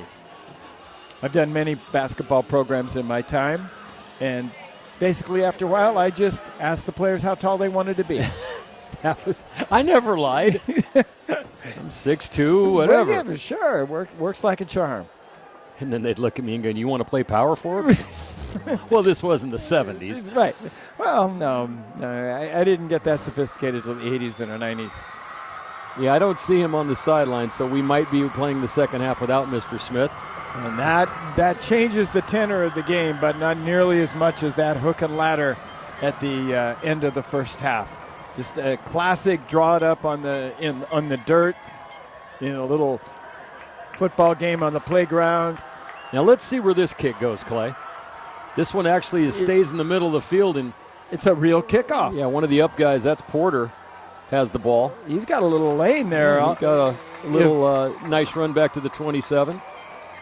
Trying to check up. So, by the way, tonight's game, if you're watching on the 14th, that's the first broadcast. It'll be on the 15th at 8:30 and the 16th at 9:30. Walnut Creek TV, Comcast Channel 28, Astound Channel 29, and AT&T U-verse Channel 99. And it'll be on YouTube starting at 10 p.m. this Tuesday and forever in perpetuity. I knew I'd get that right eventually. And there's a quick pass, and this has been working all night. Graham to Porter. Porter scored the big touchdown right after the right before the first half, and the flea flicker, hook and ladder, crazy trick play. What do they call it? Trickology or something like that? Trickeration. But notice that Dylan Graham, they don't worry about the NFL radios or anything. He just runs over to the sideline, and the coach tells him what play to call. Old school. Old school. And what's interesting is they have a really simple terminology because he doesn't have to call very much once he gets out there. And here he is to throw again. And I'd have to say the pass-to-run ratio tonight has been, they said it would be 50-50. It's been more like 75-25. Well, if you run and you go backwards, it's generally a sign. Does that count? Does that still count as a run? It generally is a sign that maybe you should try plan B. And, that's one thing Los Lomas always did well is they ran a balanced offense. I go all the way back to J.C. Lewis, one of the first quarterbacks. I remember calling his games who went on and played college football. And that was one of the staples of Doug Longero's offense is the riverboat gambler, Doug Longero. You may remember him. Oh, yeah. Oh, yes. I was in the league coaching basketball at the time. Here's Graham to throw. This time he's flushed out of the pocket. He's got room to run. He fumbles the ball, dives on it. I think Northgate might have this. It's still loose, though.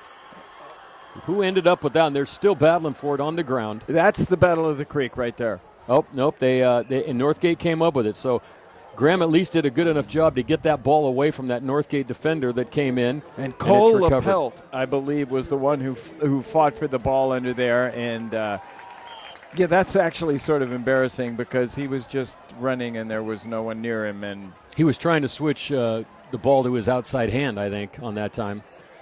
Or he may perhaps inside hand, whichever he felt he needed to go to, and he just lost it. So it's 3rd and 10. That's a young quarterback's mistake. He dropped the ball. He was carrying it as though he still was thinking about passing it.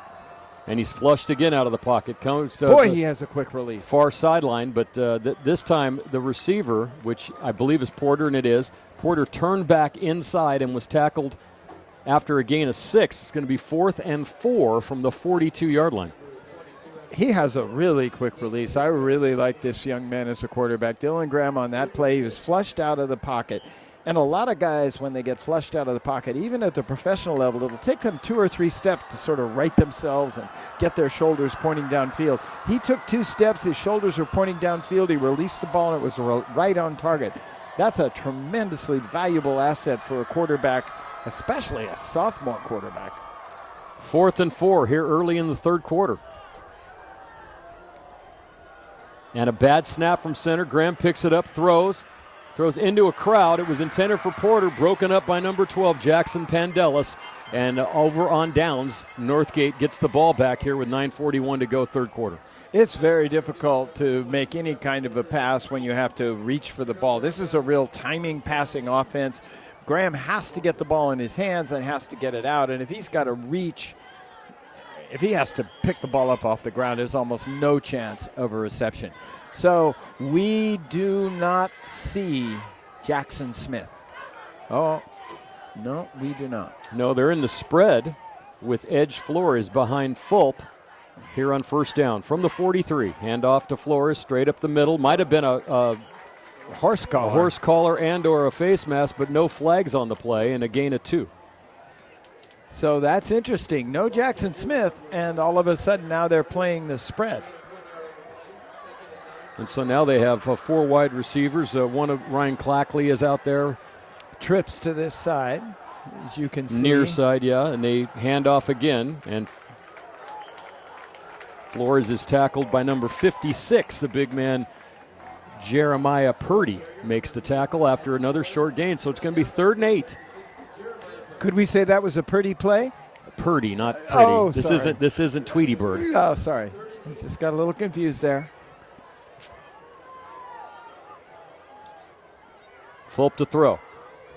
Throws a little inside screen, and this has big yardage written all over it as number 20 came in. Samisi Saluni. He's had quite a game. He's really a pretty good player. He plays both ways. He's another big guy. They list him at 6'4", 206, and he stands out on the field. You know where he is. That time, I like that little inside pick type play, inside screen as you come across the line and then come back inside on the middle gap. And if you catch the ball behind the line of scrimmage, you can block downfield. And that's true in college and high school, though not true in the NFL. Here's a pitch. A little fly sweep action. I like that one, too. That's another new runner. That's Ventura, number 1. Well, without Jackson Smith, you don't have that workhorse going to spread the load a little bit more, try to change things up. When they had Smith in there, they could just say, we are going to run the ball up the middle, and there's nothing you can do about it. That option no longer exists. Yeah, they didn't really stop them too much. You might have stopped them out of the 7 drives they had in the first half. They obviously scored 5 times, so perhaps a couple of times they forced them on downs. But a lot of times it was in their end of the field, so they just turned it around after a stoppage and got the ball right back. 2nd and 4. And here's a handoff to Flores. And as I think you said, Clay, I think you could play running back and get 3 or 4 the way the blocking is taken over the front of the field here. It's funny, great minds running the same channels. The push that the Northgate line is getting at this point is pretty enormous. It was 4 yards beyond the line of scrimmage before Flores even encountered a Las Lomas defender. And as you said, they have some massive bodies on that Northgate line, which has never really been a staple of Northgate football. They were always kind of the small, scrappy, little tough guys that were always the underdog. Not so much this year. Fulp that time pulls it back, hits Wheelock, who kind of lines up as a tight end hybrid wide receiver, but once again over the middle, he's wide open. We have another first down inside the 10 at the 7-yard line. Yeah, this would be a very, very demoralizing beginning of the second half for Las Lomas. To not score, if Northgate punches his in, all of a sudden you're down 4 touchdowns, and it's just looking like a rivalry game or no rivalry game. That's a big, big mountain to climb.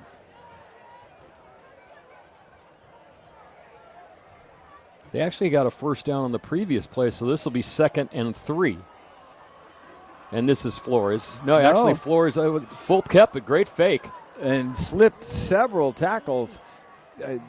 Jack Wiskovich had him for a loss, and then he sort of spun out, got a few yards, didn't quite get the first down. But it could have been 3rd and 4, and instead it's going to be 3rd and less than 1. At the 5-yard line. So Fulp doing a little bit more than just handing the ball to Smith here in the 3rd quarter. So it looks like Fulp gives a signal behind his back to his running back. Yeah, which way he wants him to go. This time a fake and a throw. And that one was broken up near the goal line. It's going to bring up 4th and 1. That was almost intercepted, and that could have been a major game changer on a play like that. And they're that looked bringing like in Colton Cokes, who sort of wound up with the ball. I'm surprised that he would be out in coverage. Oh, they're bringing in the big package. Yes, this is the jumbo. Yeah, Fafita is coming in. No, Fafita's actually playing fullback. Oh, You think they're going to run? Well, and number 44 is not a small boy either, and of course he's not on the roster. Right, he's another mystery man.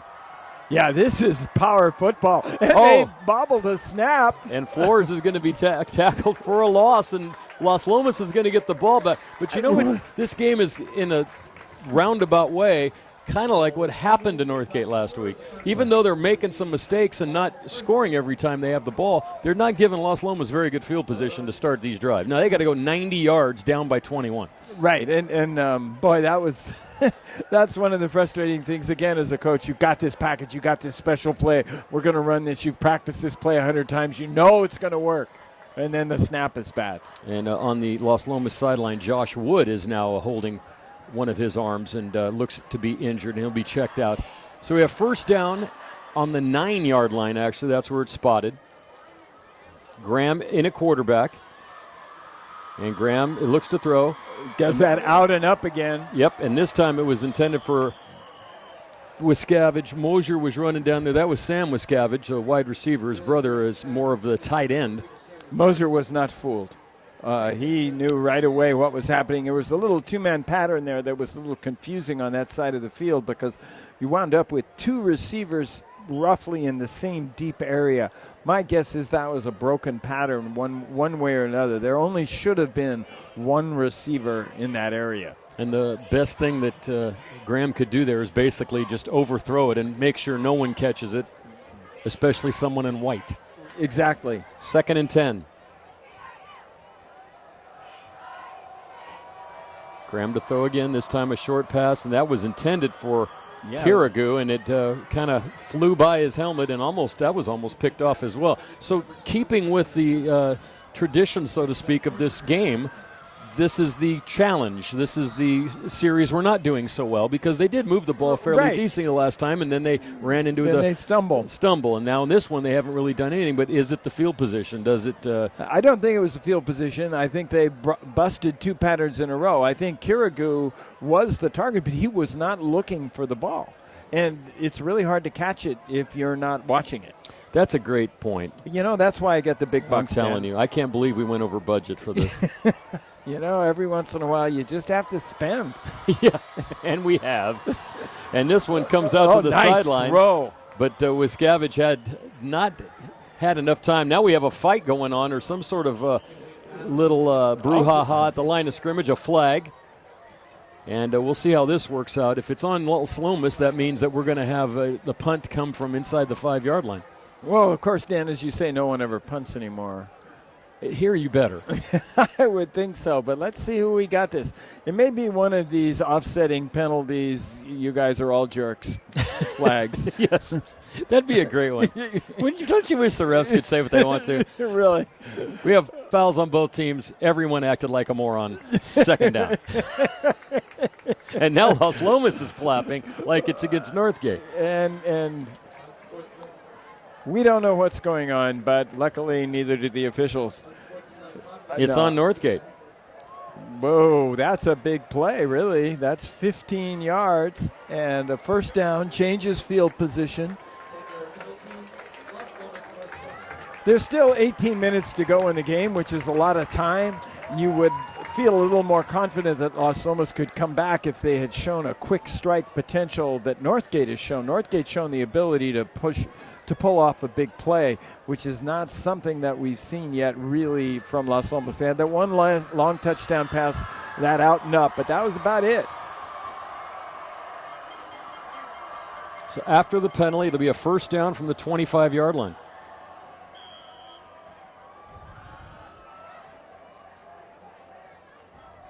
Graham will throw again. Nice. Once again, a little bit of miscommunication between Kirigu as that ball hit him in the back. And it'll be 2nd down. So it's amazing how good it can look and then how bad it can look, and sometimes in the span of the same drive. It's nothing more frustrating as a quarterback than to have the play, to read the play, to make the throw, to deliver the ball, and you hit the guy in the back of the head. It's like, hold it. Aren't you supposed to, watch the ball? Well, it makes you wonder, too, why does Brady throw to Gronkowski so often, or why does Romo throw to his tight end so often? It's because he knows where he's going to be, and he's going to make the catch. He's going to look for the ball. Trouble here. Yep, Bob, he gets out of it. Now he's running towards the near sideline, throws it away. Great job. That's nice. I really like this young man as a quarterback. He is playing He's calm. He things did not go well. What does he do? He gets up, runs over. I'm going to get the play. We're going to figure this out. We'll do something here on third down. That was really nice. He was under severe pressure from the mystery man, number 44. Willie McCovey. Willie McCovey. I like that. Hammer and Hank Aaron. I think Hammer and Hank is better. I'm going to call him Hammer and Hank from now on. There you go. And he slipped away from him. He was under serious pressure from Calvin Smith. Managed to throw the ball away, absorb the contact, pop right back up, and here you go again, 3rd and 10. 3rd and 10 from the 25. And this time a handoff, and their running game has went nowhere. And that time, gee, guess why? Handoff to Stoller, and Asa Fafidi was there. And you know what? I don't think you're going to run by him if he can get one of those paws on you. No. And the other thing is, the lights are sort of blotted out in. And the numbers. Right. It's like you're just running, and all of a sudden it gets very dark. Yes, he is a big boy, and he seems to be very athletical across the line. Right. He's a junior, so he's got another year to play. It's 4th and 1, and so they have this short punt formation. He has no time to kick it. Well, that's the best kick they've had here in a while. The best kick I might have seen all season out of high school. And we're going to get a little bit of a roll, so that would be.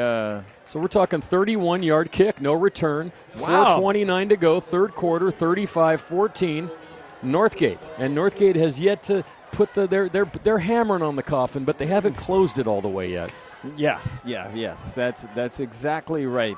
They've forgotten the nails or something. They had to send somebody out to Ace Hardware to pick up the nails. Amazing stat that I just remembered. Yes. Or just a point in this game. No turnovers so far in this game. No, there was the interception. Oh, the interception. That's right. That's it. Yeah. And one interception. One interception, and that was a great play, a great defensive play. And there haven't been a lot of penalties. I think Northgate has to be very happy. Ben, not Ballard. a lot, but my thought, Clay, too, was there hasn't been anything around the line of scrimmage. No fumbles on handoffs. Right. We've had a few near ones, but we haven't had a lot of that tonight, or a lot of balls on the ground.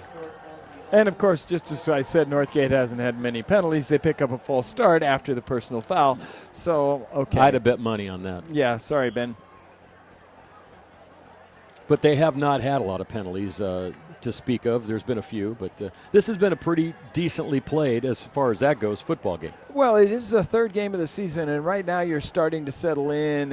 Even the sophomores, the younger players, are starting to really feel like, okay, this is high school football. I know what I'm supposed to do. Full hands off to Flores as he runs off the right side. Boy, it's a different game without Jackson Smith. Mm-hmm.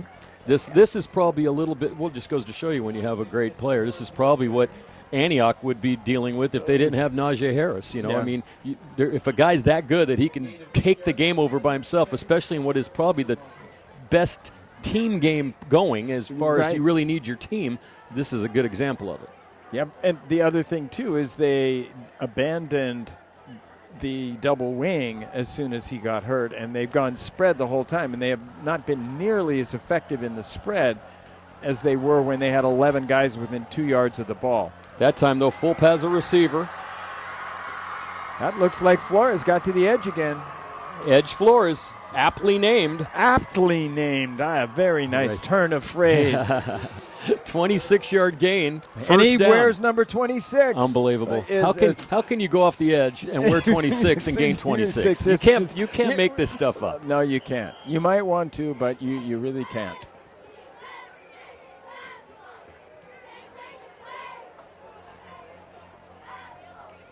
First down. Pulls it back from Flores. Once again, that pass over the middle to Wheelock.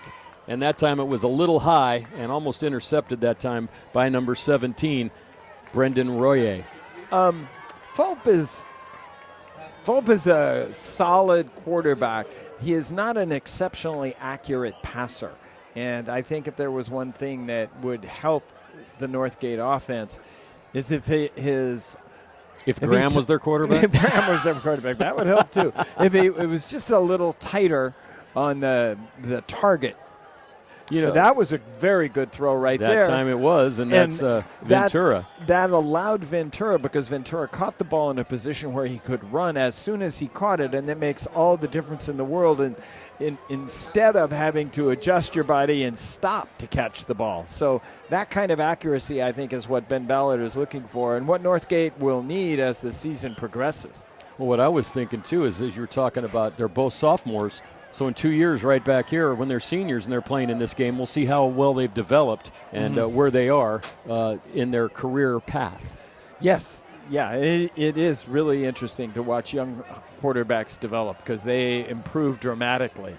Flores again runs through the hole created between the center and guard, and he has a first down. And so Northgate, even without Jackson Smith, is controlling the time and tempo, and they really have not let Las Lomas get back into this game. No, and I would think that Las Lomas, I think Josh Wood made the tackle on that. He was out there with his hands on his knees. He was might have been Enzo Gravino, but they're starting to wear down a little bit here. There's 2 minutes to go here in the third quarter. A lot of guys going both ways. Northgate has run the ball almost entirely, just a few passes here and there. And the other thing is, too, Northgate's had the ball most of the time. Oh, wow. The time of possession has got to be scary as Flores runs up the middle again for about 5 yards. So Flores is a junior as well. So this team has a lot of talent coming back next year, especially on the offensive side of the ball. You can already see with Fulp, a sophomore, and Ventura's a junior, Flores is a junior, and you're getting good use of your younger players so far in this game. Well, and they're also in the right division. Now, I don't know how the league is going to do it, the Diablo Athletic League. For example, in basketball, Northgate and Las Lomas are in the same division. So they do each sport differently. Now, so they know, Alhambra, Northgate, College Park, Mount Diablo, Ignacio, and Berean are in the other division. So that's what you were talking about for football. Right, for football. But I don't know if they're going to change it every year. Well, you could make that argument that Berean, who's not a very good football team, has had very good basketball teams. So, yes. And does it change for boys and girls? Yeah, and if you get to basketball, then you really can make that argument.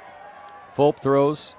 Oh, that nice defensive play by Schuler as he stepped in front of Ventura and knocked that pass away. If Schuler hadn't been playing both ways and going crazy trying to do everything on the field, he might have intercepted that pass. That was not an exceptional throw. And Northgate has not really looked deep on any of its passes. So guys like Schuler, cornerback, they're starting to step up a little bit, get a little closer to the ball, try to jump one of these routes. Here's another fourth down. Flores, bounces off Wood, makes a tackler miss, up the middle. Oh, that's into a the beautiful end zone. run. Touchdown, Northgate. 14 yards on fourth down, and Flores is starting to challenge for that player of the game position now. He scored 3 straight touchdowns. That was a beautiful run. He shakes off a tackle, gets hit again, does the 360 spin, powers through a couple of guys, and dives into the end zone. And in fact, one of the Las Lomas players just got up the turf as I was finished that little description. You can hear the Northgate fans. Oh, yeah. Yeah. That, just to let you know why they might go for 2 in the future. PAT has missed 41-14. Northgate here with 44 seconds to go in the third quarter. But they're not too worried about PATs the way they've been. I want to see the stats of this game after this game because, like we mentioned, we didn't have a stat guy tonight. But their rushing yardage for Northgate has got to be scary as opposed to what Las Lomas has on the ground. I would not be surprised if Las Lomas was in the negative rushing. It could be 300 to 5. Yes. Yeah. Of course, we do have a quarter to go, and I would guess it is a long season in high school, and one of the things you really need to do is to protect your good players. And, for example, if Jackson Smith is seriously injured, that's a huge, huge blow to Northgate. And you would hate any time to have a player like that hurt, but especially in a game that you won by a lot. Now, you don't want to put Edge out there in the fourth quarter of a game you're winning by 28 points. But let's look at this. Just looking ahead to their schedule, they're 1-1. Next week they play Jesse Bethel at home. I don't know who their fifth game is against, but I think it's against one of the teams in this. It might be a Concord or something like that. Mm-hmm. Then they have Alhambra, College Park, Mount Diablo, Ignacio Valley, and Berean Christian in football. Mm-hmm. Can you see them losing one of those games the way they've performed tonight? Maybe College Park? Yeah, maybe College Park. Another short kick and taken at the 40-yard line in Los Lomas. It would, at this point now, pretty much be impossible, I think, for them to win this game. If they can just now, can we manage some positive to come out of it? Because I don't see them scoring 4 touchdowns in 12 minutes. And at this point, when does the clock start running to go through the fourth quarter? I think it's 35. But I believe it's 35. I have sadly been in many situations over the years where I have had teams that are not going to be particularly good. They're young teams, they're developing teams, and you're just getting drilled in a game. And at a certain point, you have to sort of shift your emphasis. You're looking for positives. You're looking to build some stuff, get some confidence, try to, in basketball, I'd always say, try to win every possession. Sam Wiscavage there on a little pass into the flat, gains 5. You know, another thing, Clay, and that's a good point you were making. Stoller has been in the backfield, I guess probably more for a blocking than – because Schuler has not played very much in the backfield, and he was their feature back coming into this one. And one thing I was going to say, too, at some point other coach might turn the hot water off a little bit, so to speak. Yeah. In this game, do you think you're going to? No, absolutely. I do think you do because, a lot of people may get caught up in the Battle of the Creek. But as a coach, you can't afford to do that. What you need to do is do what's best for your team. And what's best for Northgate at this point is to make sure nobody gets hurt and to give the reserves some work. What the best thing to do for Las Lomas is not try to throw and score a touchdown every play, but that little down and out that made 5 yards, that's a great play. That's something, okay, keep good. things going. We can do that. So next week, if we have a chance to win, hey, we can execute this play. So you're building confidence. You're trying to lay the foundation. Again, this is his first year. End of the third quarter, 41-14. Northgate over Los Lomas, and we'll continue that thought. And I didn't mean that they'd run the score up or anything, but I mean, at what point do you kind of say, guys, we won, let's, because this is a rivalry game. And I guarantee you in an Antioch-Pittsburgh game, no one would ever turn it. I don't care what the score is. They're gonna keep going. Over here, maybe it's not as competitive, but I think that really depends on the coaches, because I think that there have been coaches in the Antioch-Pittsburgh rivalry, because I witnessed many of those games, guys who would say, yeah, especially when one team is good and the other one isn't, and the playoffs are the next week. Like, well, yeah, really, I think, this guy is dinged up. I'm going to take these guys out. And that's really one of the questions that you have as a coach is, and especially at the high school level, when do I decide that the game is won and shift the way I'm coaching and shift what I'm doing? And if I'm Northgate, I think I've won right now. I don't think they can score 28 points. I don't think that's possible. But we'll see. Well, not that it'll matter, but Antioch has a 48-14 lead tonight, if you're right. But we're not on tonight, so it doesn't matter. But just in case you missed it, and on Tuesday night you had nothing better to do than watch us on YouTube at midnight, we'll let you know that Antioch was leading their game. Fafita, for example, is still in the game. And so is Hammer and Hank. So Hammer and Hank has to be a pretty good player because he's been out there. Number 44, folks, if you just joined us. And what in the heck have you been doing if you just joined us? Really? But Hammer and Hank, number 44, is not on our roster. And this happens to us in high school a lot. But he's pretty good. So you'd think that, is he someone wearing a different number? Because that happens all the time. Oh, yeah. And I think they have a lot of their first stringers still in the game. Which, to your point, which to me is a little bit surprising. Maybe just this last sequence. Here comes that short punt again. Nice kick. Wow. So Graham's not even listed as the punter, but he's punted tonight. And this one, again, we're going to give him 34 yards on that punt. 34 yards, no return. And what's really weird is that Northgate didn't have anyone deep.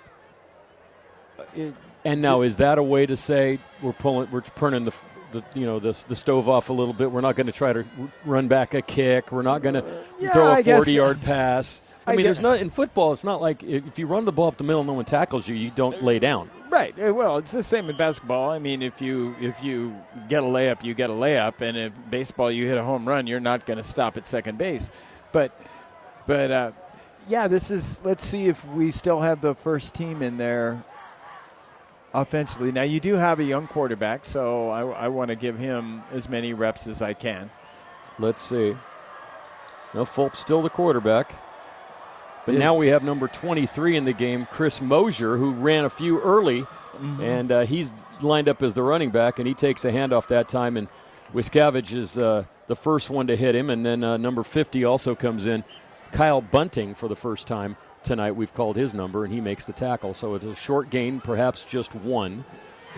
But that is an interesting point, and there's been some, and since you folks all know this, Clay Callum, of course, has been a championship coach at Campolindo, at Acalanes, and now he's over at Miramonte trying to win one. He will not stop going through the La Marinda area trying to find a championship, let me tell you. Yes. But he's been a coach, and when a basketball game is won 108-1, how does that, it's a tough thing. Well, after this play, maybe you can address that.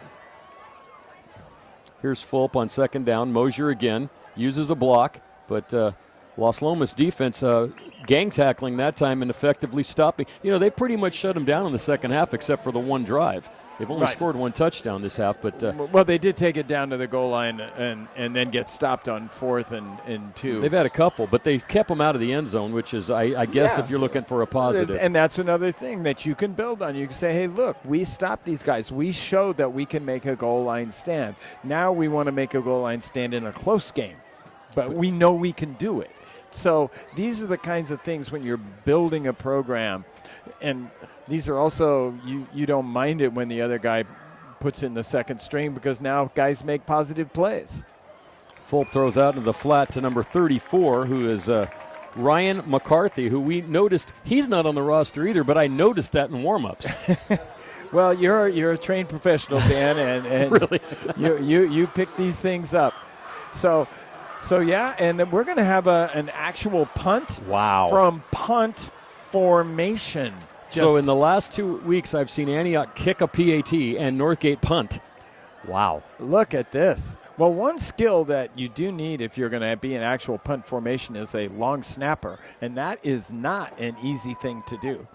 So let's see. Oh, perfect. Yeah, real nice. Perfect. Number 52 is in the game to punt, and he's not on the roster either. Well, there you go. Well, they never punt, so why would they put him on the roster? We don't need him. We don't need him. We're not going to let anybody know who he is. He's our secret weapon. Los Lomas takes over at the 40-yard line. So, as a basketball coach, how do you – and, of course, a lot of these coaches now are getting fined and or suspended – I guess not fined, but suspended – for running up the scores. How do you – I mean, there's a certain way to do it. We all probably know what that is, but what happens when you get into that situation? How do you do it? Sometimes you hope your kids miss. I mean, that's sometimes there's just nothing you can do because you can't tell your bottom players, you can't tell a kid you put in at running back, he's going to get 5 carries all year. What are you going to tell him to do? Fall down after you get 5 yards? Kid wants to make a play, so you can't take that away from him. But you don't run the hook and ladder. Ooh. Wow. Graham, say hello to Mr. Saluni. Yes. As you mentioned, Saluni is a very active, athletic kid. And he's is big. Another junior. I'm telling you right now, you look ahead, Northgate's going to be pretty good this year. Next year, they might be really good because almost all these guys making plays are juniors. Well, and if Hammer and Hank is a junior, he could be a freshman for all we know. Yeah, I think he's a little too big to be a freshman. But yes, it's always a difficult situation, but mainly you have to do what's best for your team. That is really the bottom line. That's your responsibility. So if I'm the Northgate coach and I'm ahead 41-14 and I think for sure I'm going to win this game, if I think my first unit needs to work, I'm keeping them in. It's not my responsibility to take care of the other team. It's my responsibility to take care of my team. But would you do so by limiting what you do? Would you throw a 50-yard long pass right now, or would you say let's work on our short passing game, maybe runs to the right side that we haven't been good on, and then if we score too bad, we score? Yes and no. If I'm Northgate, I don't have a long passing game. When else am I going to work on That's a it good but point. right now? So it's really difficult. You have to make these decisions about balancing sportsmanship, balancing really, and it's a CIF phrase, pursuing victory with honor. And I do believe honor is a real thing, and you do want to be an honorable coach. But on the other hand, at the end of the day, you are going to be a judge on how good your football team is. And if your football team needs to work on long passing, what else are you going to work on? It is a different game to basketball as being a referee and knowing and having been involved in some blowouts. You know, and a ref can kind of control a few things that happen on a field. If you say we're going to take the press off, we're going to make 5 passes before we shoot, we're not going to shoot threes, and you're still scoring, well, what am I supposed to do? Not play? Right. But would you say that's something that you would do as a coach in the fourth quarter? I am not going to tell a kid who doesn't get into the game that she has to pass the ball when she has a wide open path to a layup. I want her to be able to display the athletic abilities that she has worked so hard to achieve. And I'm not going to hamstring her. Do I hamstring my starters in the first quarter of a game I know we're going to win by 35? No, you don't get to shoot threes tonight. I don't care. So it is difficult. But, I think your responsibility is to your team. Oh, well, you know what, with Scavage, if he had continued instead of playing defense on that, he might have caught that long pass from Graham on 3rd down, but it's going to bring up a 4th down here with 7:02 to go. And I think I see a lot of Northgate second unit players because the defender on that play was Joey Giannini is not a name we've called. We've got a lot of clean jerseys out there. Even though it's turf, you still get a little wear and tear on the jersey. Oh, and there's a trivia question for you, Clay. Huh? How many grass fields are left in this area? I think I have the answer, and I believe it's only 2 because I was told Mount Diablo has turf now. Yes, I believe they do have turf. So there's only 2 schools that still have grass, and we're going to give you till the next break to figure that one out. That I know of in this area. In this area. The 4-league area that we basically have covered and been around our career. Wow. Here's a punt from Graham. And you know what? He's getting off some nice. This is the best punt of the night. It keeps getting better and better. And they still don't have anybody back. Nope, and this one's going to roll dead at the 12-yard line.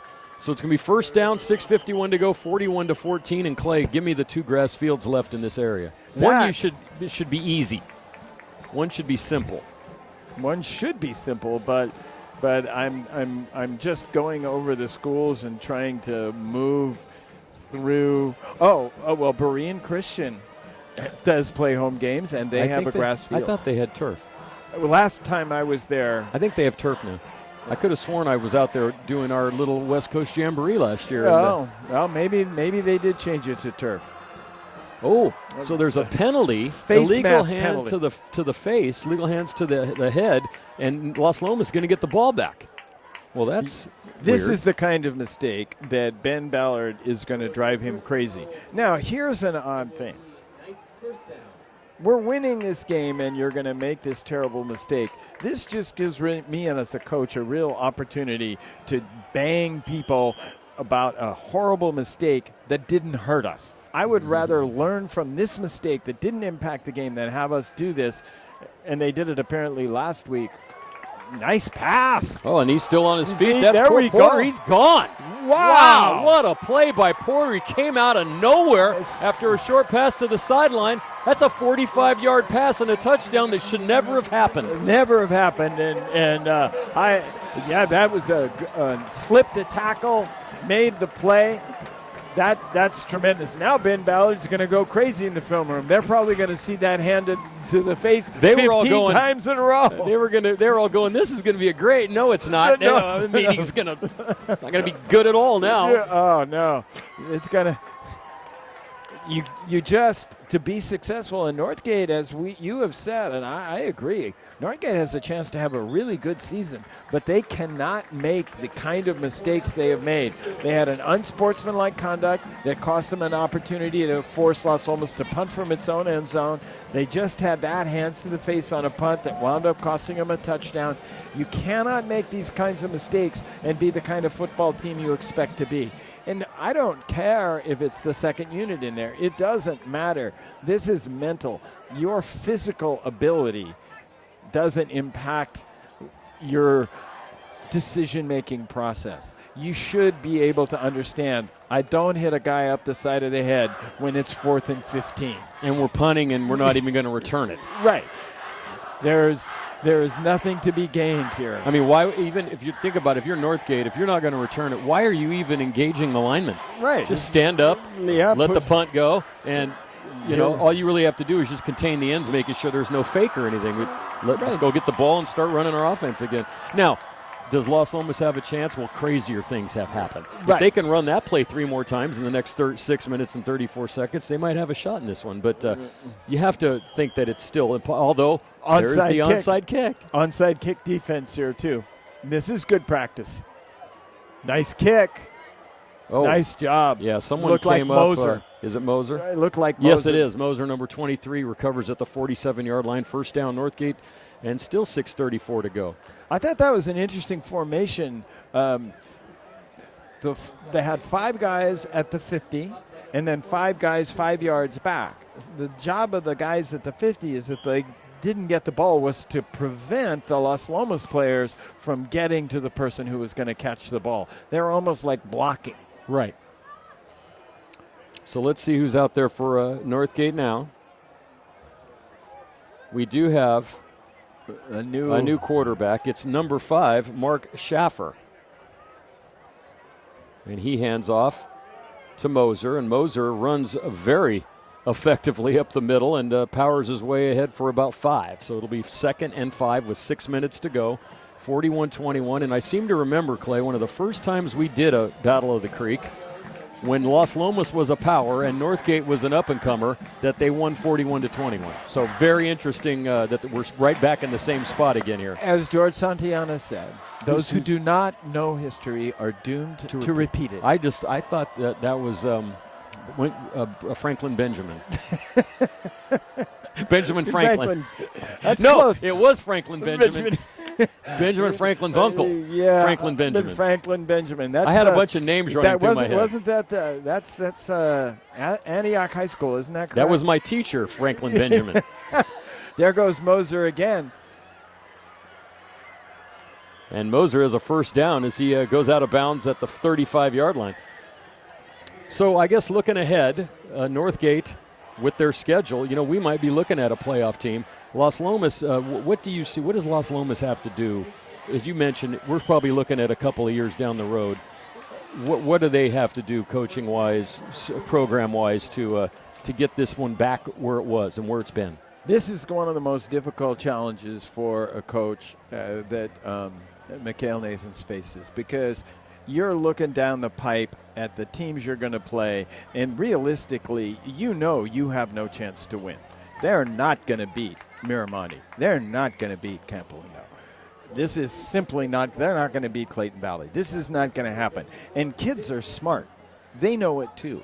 So it's really difficult for you to go into a game and say, hey, guys, if we do X, Y, and Z, we're going to win. You know that's not happening, and they know that's not happening. Well, I guess that's the hard thing. How do you manage that? Because any guy, you and I have played sports together, basketball, softball, and we played a few games where we had no chance to win and actually won. So how do you manage that and make it believable to a kid? Yeah, and it's really difficult. You have to sort of outline, okay, here's our path to victory. These are the kinds of things that have to happen. Their bus has to crash on the way. And not to kill everyone, but just a couple of slight injuries. Right, they're late. They have to forfeit, whatever.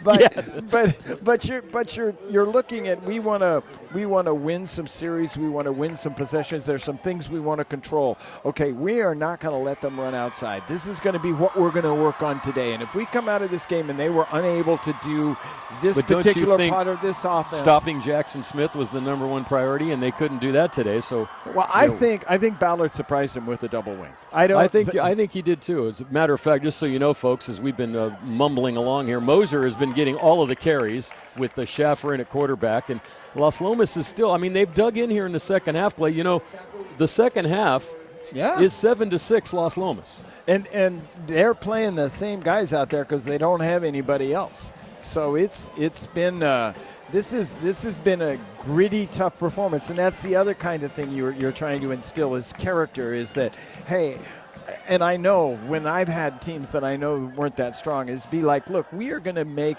our presence known. We may lose, but no one is going to say, "Oh, I'm looking forward to playing this team." No, we're going to make it. We're going to make it hard. We're going to play hard. We're going to be physical. We're going to make you look forward to somebody else. But you're not going to look forward to playing us. While we're doing this, 2 trivia questions. Back to the fields. You want the guess? I have no guess. Concord and Deer Valley, the only 2 grass fields left. Deer Valley has Deer a grass. Valley still has grass field, even though back when they were brought in, it was always said if Antioch got a field, Deer Valley would get a field. But Antioch raised their own funds for their field. Deer Valley has yet to put that to the voters. And another trivia question for you. The Northgate. The other field. Concord. They were just singing the na na na hey hey goodbye song. Right. Can you name the band that recorded? Slade. No, Steam. Slade did not record that song. It was Steam. Steam. Yes, na na na na hey hey goodbye. It was their only hit back in the 1970. You know what? The weird thing about that, it wasn't even a hit. It really wasn't. It is now. It is now. It became a huge song in the 80s. Well, you know what's funny? It's whoever drugged that one out as the clock is running down here inside 2 minutes. Not only were they not born, their parents weren't born when that song was a hit. Now, me and you, unfortunately, were born when that was a hit. Yes, indeed. We've been singing along with it.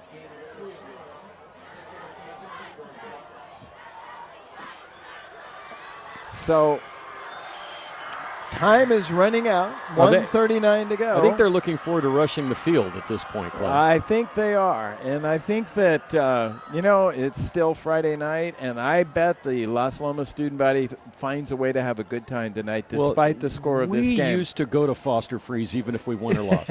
You know why? Because there were cheerleaders there. That's right. Well, the place that you used to go to in downtown Walnut Creek was Pinky's. And it's not there anymore? Well, it actually moved. It still exists. And even earlier there was Cruisin' the Main in Walnut Creek. Oh, I remember that. Driving up and down on North Main Street and way back in the day. I think that takes us back to Dave Jackson's time, right? Yeah. I remember the cruise in Walnut Creek. It was crazy. And you used to turn around right around in here and go back. Yeah, absolutely. Go back down by the Safeway parking. That was a good one. Meet me at the Safeway parking lot. Yeah. Well, and now they got Tiffany's. I don't think they're cruising the main and then stopping at the Tiffany's parking lot. This might be the last play of the game as Mosier dives straight ahead. Once again, Mosier's had all the yardage on these last 2 drives. And we're down now. It's a first down, so the clock will stop. But, yep, the student body from Northgate is getting ready to storm the field. So let's get Matt ready for a big reaction shot of that. Right. And, 41-21, this is a respectable outcome for Las Lomas. I think the yardage is going to be pretty depressing. But you're going to look at the scoreboard. They did some things. They handled their business. They didn't get blown out. They had some big plays. The sophomores made some plays. I think, it certainly could have been a lot worse. Yeah, it certainly probably could have been a lot worse. And I'd also, on a different note, I don't think they got anyone injured in this game. And you are right. We have storming the field, running over toward the Las Lomas student body. That's the direction they're heading in. You can sort of see a little of it. And you know what's amazing about this, folks? If you're a longtime follower, you might know this, but those of you that are new to following high school football, there was a time, as Clay mentioned in the open, that Northgate did not have a home field, did not play their games anywhere near. They used to play at LMC in Pittsburgh. That's right. And with possibly 20 to 30 people in the stands, back in the days when 2-8 was a good record for them. So if you want to talk about a program that has lifted itself up in the past 5 to 10 seasons and become competitive, watchable, and fun for the student body to partake in that activity, Northgate is right at the top of that list. And you look at this, and Northgate raised a bunch of money. That community raised a bunch of money to build its field, to get its lights, and this is the kind of thing you get. And you talk to high school administrators, and they will tell you that if you have a successful football team, it will translate into school spirit throughout the year. Football is incredibly important in the atmosphere and morale of the school, and high school administrators, the principals, the vice principals, the people who work so hard at every high school, they know that all of this matters, and it will pay off. And there's this big crowd surrounding the American flag as the players shake hands. And this is a testament and a reward for all of the hard work put in over many years to get Northgate its football field, its lights, and the football program that they have today. And this very impressive 41-21 win. And real congratulations to Ben Ballard. I think he came out and surprised them with the double wing. That's great coaching strategy. When he lost Jackson Smith, he went back to the spread. They did everything they needed to do, have some improvement, but they're in position to have a very good season. I this wouldn't year. be shocked that this is an 8-2 to 9-1 team going into the playoffs with a high seed in Division II. Absolutely. Very impressive for Los Lomas. It's not, things don't look as bad as they are, but this is a team, a very young team, a team that was 1-9 last year. They start 0-3, and they need to keep working and moving it. But there were positives tonight. Another guy that was a positive tonight, number 22, Ephraim Porter, had a couple of really nice touchdown receptions tonight from Dylan Graham. Both kids are young. They'll be back. I thought Graham played a very nice game for a sophomore kid coming out in quarterback. Looked very good. Split time did not happen tonight. It was 75-25 Dylan Graham. But for Northgate, Jackson Smith in the first half and Edge Flores in the second half controlled the ball on the ground. That was basically the storyline here, and that's why they won the game going away. Well, the other thing I do think we need to mention the line. They controlled the line of scrimmage, and we do have to give credit to the big fella, AC Fafita. And Hammer and Hank. Whoever you are, whoever you are, we think the world of you. But no, this was a great night for high school football. Lots of action up and down the field. If you get an opportunity, go down, see your local team. Hey, $5. $10, whatever it is. I think it's $8 now, but still, you can't even buy a water at the 49er game for $8. Let me tell you, I know. Right. All right, folks. So Los Lomas falls to 0-3. Northgate 2-1. Northgate next week will take on Jesse Bethel. Los Lomas will be home against Alhambra. It's been a great night of football here at Los Lomas High School. 2016 Battle of the Creek. For Ron Carter, Matt Bolender, his son, Clay Callum. This is Dan Wall signing off, saying goodnight from Los Lomas High School. The final score, once again, 41-21 in favor of Northgate. Good night, everyone. Good night.